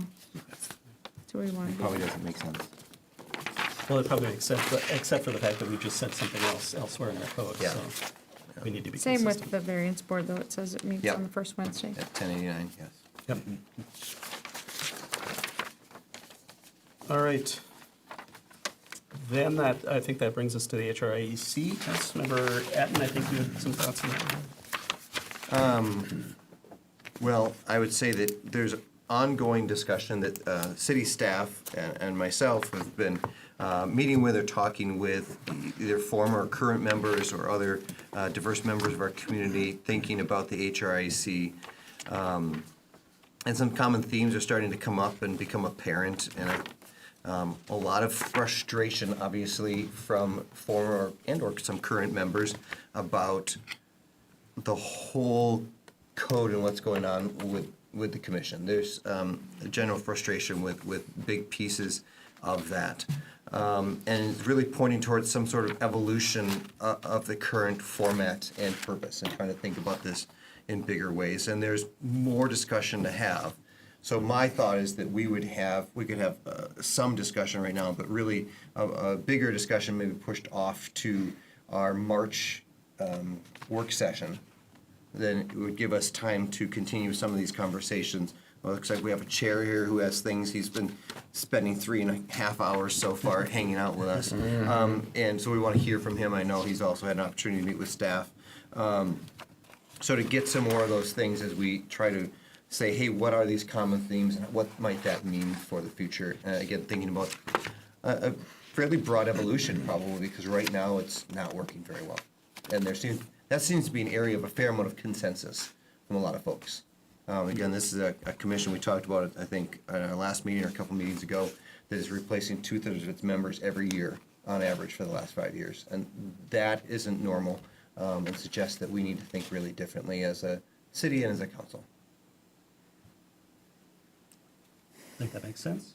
Well, and again, the environment has changed since the original development of that commission, and I think we talked about that when we met jointly, that how the environment was back then and what's happening today, and how to figure out what's how to get people wanting to do meaningful work and have it also be useful for the city and council. So, yeah. So how would we go about offering our own ideas or not solutions, if I knew the answer, suggestions? Yes, yep. Suggestions along those lines, or is that something that best waited until we gather, or do you want to hear?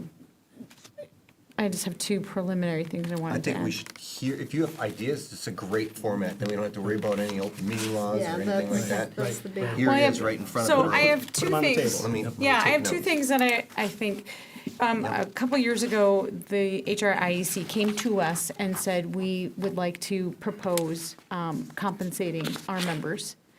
And it would set a city precedent to consider that. But we are asking people to do a different level of work, and we're having a harder time with engagement.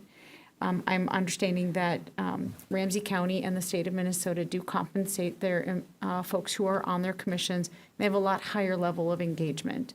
And so I think it should be on the table that we at least entertain that possibility. It was shot down pretty quickly before, but I think we need to really understand what the difference is and why it could be a powerful tool to make that suggestion.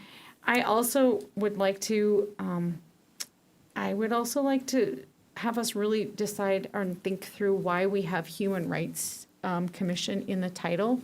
As I brought up when the last time we met, the Human Rights Commission set up from the state are intended to be exploring and investigating human rights violations. And if we're not tasking our folks on that commission with doing that type of work, then maybe right away we're setting up for failure because we're not giving them any actual of what we're working on. Maybe it would be better for us to really lean into that racial equity and inclusion piece, or, you know, equity and inclusion and belonging. You know, we've heard the word belonging even more than the catchphrase of DEI, but what does it really mean to belong to the city? And the equity and, you know, it's not just about skin tone but it also involves socioeconomics and opportunities and things like that. And so maybe kind of a moving past implementing that racial equity toolkit, and applying that to some of, you know, I would love if it was applied to some of the things that come before us. If someone was sitting down and taking that racial equity toolkit and actually applying it to the items that we see, instead of surmising kind of, well, it seems like there's no racial impact, but is there really? Has it been talked about and thought about from that point of view? And then I think just lastly, as far as the Human Rights Commission, you know, it has not functioned. And yet when we start here, we've had almost a complete consensus of who we put on that commission. These are good people. Yes. These are, I mean, it's not like, oh, I don't like any of the people everyone else picks. No, we have really chosen very similar. And so I think we have put them in a situation of failure because we are not clear about what we want. And so garbage in equals garbage, you know, we're taking really nice people, but we're getting garbage out because we're not clear about what we want. And so I think we need to really be clear. If we're not asking them to evaluate the human rights of people, then maybe that's just not where we start with that. Maybe we just scrape that and start fresh. But I also hear when we talk that there is some acrimony and some, I felt like there was some argumentiveness when we gathered. And I think we also have to throw out our own presuppositions. We all have experience with people who've been on it, or yourself. And we need to, we owe it to everyone on this commission to wash our hands and start over with a fresh mind. Maybe that's with culture brokers. Maybe that's with a set of former chairs. I bet we could fill the room with, you know, first row with a bunch of former chairs from the last 10 years. But to really create a process of something that's intended to be successful. Because I don't think we intend that it's not going to be successful. But if we don't give any more direction, we're not helping move them in that direction. So. Well said. Right, so I think the thought is to bring this back as a discussion item on the 13th work session. Continue the conversations with people as was outlined, and work towards, you know, what that might look like. Obviously, I don't know that we'll have the solution on the 13th even necessarily, but maybe we'll have I think a it's sense of a the process. just so we're clear, it's the 11th. 11th, thank you. Monday, the 11th. Yeah, we meet on the So we don't- 13th. So we went the wrong direction from the fact that usually March and, I went the wrong direction. because Usually March and February have the same dates. Same dates, But but- because it's leap year, it's one day off. So Try anyway, to stay up with your logic, Mr. Mayor, yeah. The chair would like to talk. at this I hour. was gonna say, we do have a member of the public who wishes to speak, and so we'll Yes. certainly recognize Mr. James. My name is still Rich James. Good. And it's important that I tell you up front that I am speaking for myself. I am not speaking for the commission. I have not discussed my comments with the commission. I do not have their permission. This is what I think, and this is where I am, okay? So that being out of the way, I viewed the video of your 29th meeting, and I panicked. I became defensive and angry. I felt as though the rug was being pulled out from under the HRIAC, and that any effective functioning of the commission would be essentially gone. We would not be able to function. The few remaining members would be basically placeholders until September or until something was decided about how this is going to be. 4 or 5 members cannot function and make this commission work, other than waiting for some other people to help show up and do the work. I prepared to come here tonight to persuade enough of you to rescind that particular decision, to halt the process. I've changed my mind. I don't think that that's what needs to happen. It's obvious, as you've said, as the HRIC is constructed, is it does not function as you want and as we want. There is a, not dysfunction because we're not trying, but it just doesn't work the way it was envisioned or the way that it has been functioning. There's some things that I have initiated to help change that, but it isn't something that's going to be obvious to anybody for a year, before those things. It's not, we'll do this and everything will be great. There are many reasons for it not functioning, and there's just little one here. There are lots of reasons for that. But I believe that there must be a way forward for the city and we volunteers in the HRIEC to create something that would be even better than what currently exists. I don't think it's impossible. I think it's possible. I believe that the council and the HRIC have shared values. What you want and what we want are extremely similar, probably exactly the same. We're reading the same book about inclusion, equity, and human rights, but we're on different chapters. We're way on different chapters of this book. I see it as imperative that we find a way to get together to create a plan so that all of us are on the same chapter and on the same page of that book. We cannot move forward in a productive way without doing that, and you can't be satisfied with what this commission is without doing that. This is my personal view, right? I think a positive first step would create a task force, which is the word that I wrote down as you were talking before, existing of city council, the HRIC, and city staff like Rebecca, Corey, and Rachel. This group would meet informally. It's a task force where there could be a free exchange of ideas and create a greater understanding of what you want and what we perceive as what our job is and what we can do. And not just if you say, we want this, and say, we can't do that. We don't have the people, we don't have the force, whatever it is that we can't. So there would be a round table of discussion, everybody coming there equally, nobody having more power. You're not going to dictate to us, we're not going to dictate to you. It's a discussion, and it's something that can produce, the objective would be to produce a document, a plan, some way that we, as that group, agree to. And if all that group agrees to, probably the rest of the people will agree to it too. Maybe with some modifications, some explanations needed for that. So the current configuration of the HRIC may not be the best one. There may be another way of looking at this, but it's not going to happen if you are up there and we're over here. It has to happen when we collaborate together. So what I'm essentially asking you to do is create a task force. Create a group of people who are going to work out the nuts and bolts. This is what we consistently do with the HRIC. Our subgroups work out the nuts and bolts, work out all the things that 9 people are not going to get done in one meeting, and come to the group, come to the full commission and say, this is what we think. The full commission discusses it, adds things, takes away things so there's a consensus that's made before any actions are taken or any recommendations are taken from that. We think that I believe that the 3 stakeholders, you, us, and city staff, that's the important part of this. And I'm going to say this up front here. If it doesn't meet until after March 31st, there will only be 2 commission members that can meet without violating the open meeting laws. Because at the max, we'd have 5 members. And if we had 3 people working with it, it's open meeting, and that's not what we're looking for.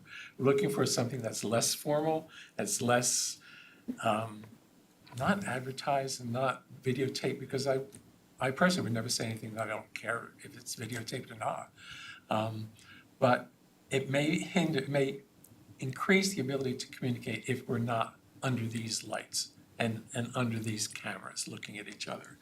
Again, I believe this kind of conversation is so essential that for me, it's the only way to move forward. It's the only way for us to fulfill your expectations and for you to fill our expectations. I believe that our shared values will help us come together to make a commission if we have the will to do that. I'm willing to do that. I am personally willing to do this, to participate in this. And I believe that I can get at least one other commissioner to work with me in doing these meetings. So that basically the need for the original vision of the work of the IRC still exists, has not gone away. It maybe hasn't been addressed the way that it should be or the way that it could be most efficiently, but the need is still there. You need to have an HRIC or some evolved version of that group in order to help you find out what's going on in the city and report back to you about what trends and ideas and complaints and issues that you could help deal with, so that we're your ear. And I know that being an advocate is one of the issues that you come up, and maybe we're not advocates, but we want to go out.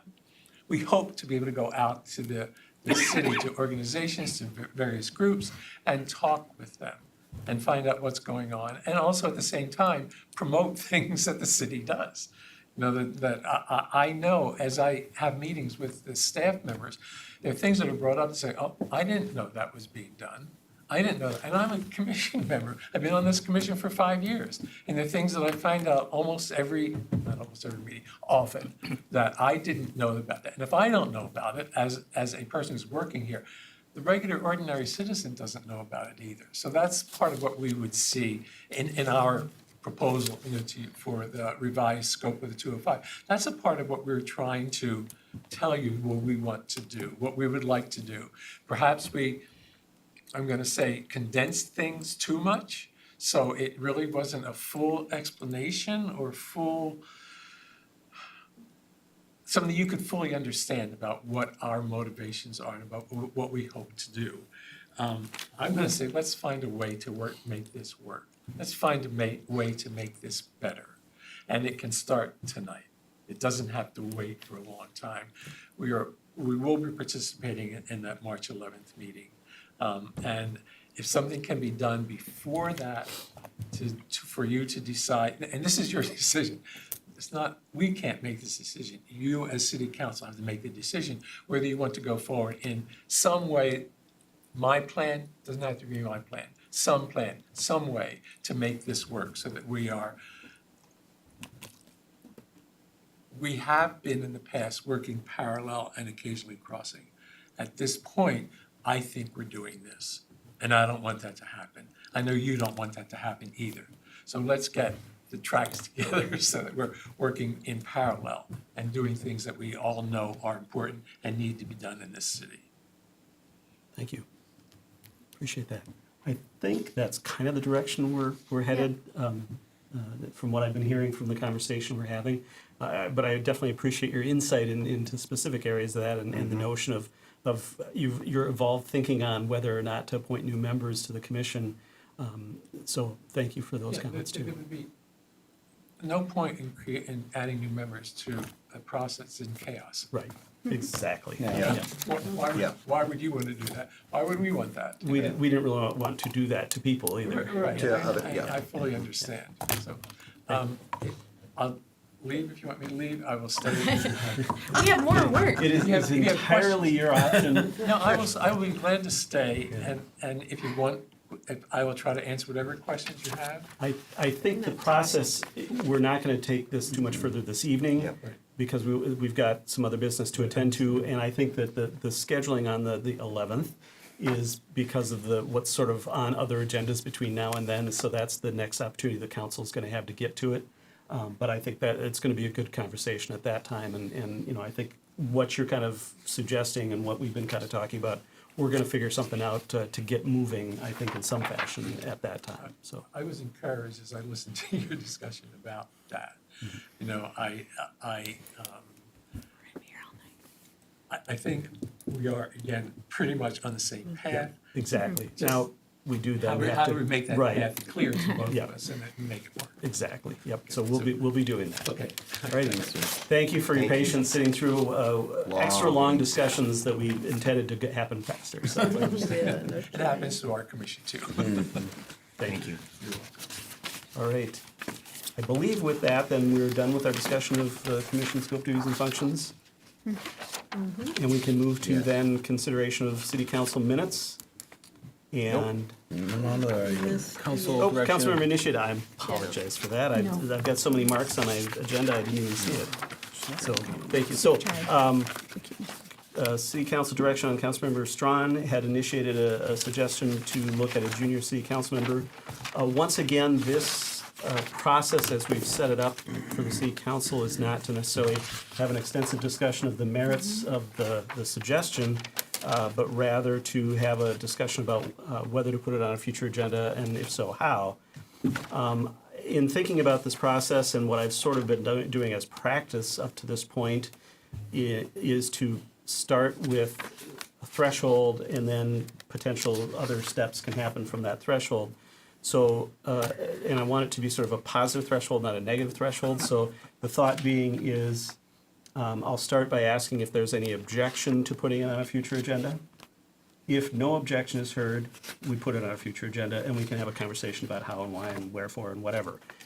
If an objection is heard, then I think the next step, somebody would have to move to put it on a future agenda. And if there's not a second to that motion, then that would be the end of the conversation there. If there's a second, then we would have the conversation further, a vote. Does that make sense to the council? Yeah. Okay. So the first question then is there any objection to putting this on a future agenda?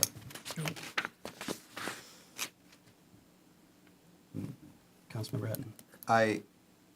At this point, considering some of the things we talked about and that we're struggling to get commissioners youth to commit to a commission once a month, I don't see that this is an area I want to put a lot of time into.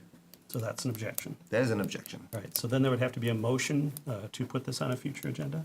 Motion to put on a future agenda. All right, it's been moved by Councilmember Strawn to put it on a future agenda. Is there a second to that I would motion? second it. Seconded by Councilmember Groff. All right. Discussion on the motion. Councilmember Strawn is the maker of the motion and suggester of this item.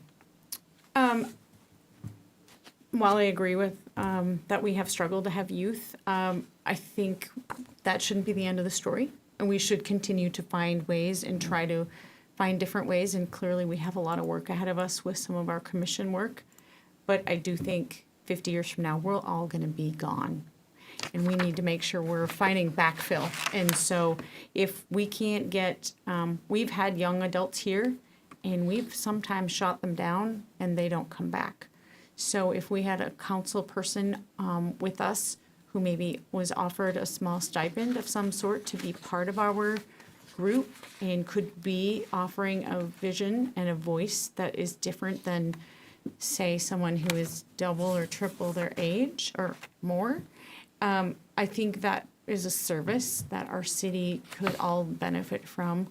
And so I just want to see it, look at it from a different view and see if there's a possibility of looking at it from a different lens, because what we were doing, again, isn't really working. We're not getting the people the way we were asking before, so maybe we need to ask the question in a different way. All right, and as the second of the motion, Councilmember Groff. I look at it a little differently. I think that there's some interesting information here, and I would look forward to a discussion on it. That does not mean that I see that it as a workable thing. I just think it's worth a discussion. All right. Other discussion on the motion? Councilmember Schroeder? I actually agree more with Councilmember Etten on this. If we don't have our commissions figured out, and I think having junior people on the commissions would be more useful. I think I have so many questions around how this would even work, and I just think this is way too intense for somebody to do. And I think, until we get our house in order on the commission side, I don't see that this would be a good thing to be spending our time on right now. Because there's just, you have to pay them, how would you even consider the election of somebody for a city council position? And so, All of but these again, I indi- think you. all I'm these individuals talking- were Let me appointed. talk, Appointed, yeah. just for your information. yeah. Councilmember Schroeder. Yeah.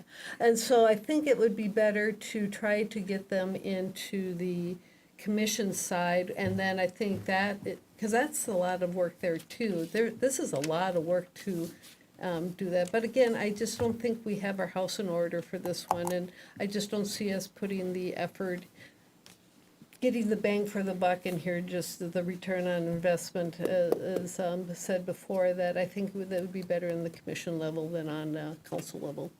So that's my point. Right, any other discussion on the motion? I don't have one answer. Right. Once again, this is a motion to put this item on a future council agenda. Oh, I didn't discuss.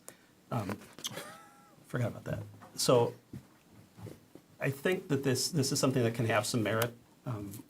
I just, at this point, as to the question of whether we should put it on an upcoming council agenda, I'm not sure it's yet something that we should be spending time on discussing. I think that doesn't mean it's not a good idea. I think we've got a lot to focus on right now.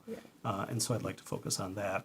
But I don't want to say that I think this is a bad idea. So Right. as to the motion, I would be voting against it.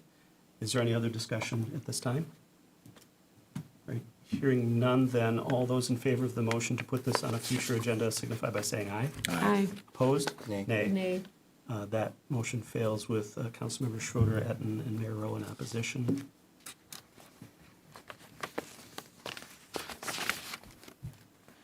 Right, that then brings us to approval of minutes. We've got two sets of minutes before us this evening.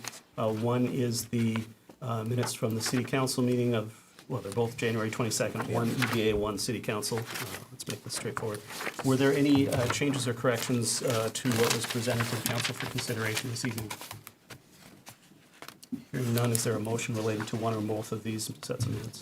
So move to approve both. Second. All right, it's moved by Councilmember Schroeder, seconded by Councilmember Etten to approve both sets of minutes from the 22nd for the EDA and the city council. Any discussion on that motion? Hearing none, all those in favor signify by saying aye. Aye. Opposed? That passes unanimously. Those minutes are approved. That brings us to our consent items, with the exception of item D and item H, which were taken up earlier in the meeting. Mr. Trudgeon, would you go through the remaining consent items? Yes, item 10A approves payments in the amount of $1,808,069.44. Item 10B approves massage therapy establishment license for Massage by Craig at 2310 County Road D, and a temporary liquor license for Bent Distillery for a St. Patrick's Day event on March 13th. Item 10C approves a bulk fuel purchase from the state contract, a new asphalt router for Public Works, the hiring of Escape Fire to conduct inspections of 430 hydrants, private hydrants located throughout the city, and the purchase of a new field liner for the Parks and Recreation Department. Item 10B was already acted upon. Item 10E approves an amendment to the food and beverage services agreement with Teal's Restaurant for service at the Cedar Home Community Building. Under the amended agreement, Teal's will no longer provide daily kitchen and grill service, but offer grab-and-go food items for purchase, 2 evenings of grill service, and continue to provide catering for events at Cedar Home. In addition, the city will take over the selling of wine, beer, and seltzers at Cedar Home and will not sell hard liquor. Item 10F approves entering into agreement with J&M Display for fireworks for the June 29th Party in the Park as part of Rosefest. Item 10G approves appointing Audrey Arneson as Youth Commissioner to the Roseville Parks and Recreation Commission. Item 10H has already been acted upon. Item 10I approves accepting the Minnesota DNR tree bonding grant of $264,000. The funds will be used to support the city's emerald ash borer mitigation strategy and will allow the city to remove 150 EAB infested trees and plant up to 300 replacement trees. As the council is aware, we have allocated money from the tree replacement fund and the CIP for tree removal and tree planting just described. As a result of receiving this grant, we'll be able to repurpose those dollars on both of those funds to plant more replacement trees in the future. Item 10J approves accepting Rosenbauer's payment to cover the cost of travel and lodging for the Roseville Fire Department leadership staff to attend pre-construction design meetings in their headquarters, Rosenbauer's headquarters and manufacturing plant in Austria. This is all in relation to the recently approved purchase of the electric fire engine. The city attorney recommended the city council formally adopt a resolution accepting the covering of the cost for travel and lodging by Rosenbauer as a donation. Then finally, item 10K approves entering into a settlement agreement with Westwood Village Association regarding financial obligations between the city and Westwood Village to resolve the shortfall in funds regarding the payback of the bond issued in 2009 as part of the Westwood Village Housing Improvement Area, which was created by the city of Roseville for the benefit of Westwood Village Association. Under the agreement, Westwood Village Association will pay $23,500, and the city of Roseville will pay approximately $157,000 from the existing debt service funds to cover the shortfall of funds. And that is the consent agenda. All right, thank you, Mr. Trudgeon. Is there a motion with respect to the consent items? So moved. Second. Moved by Councilmember Groff, seconded by Councilmember Schroeder to approve those items. Any discussion on the motion?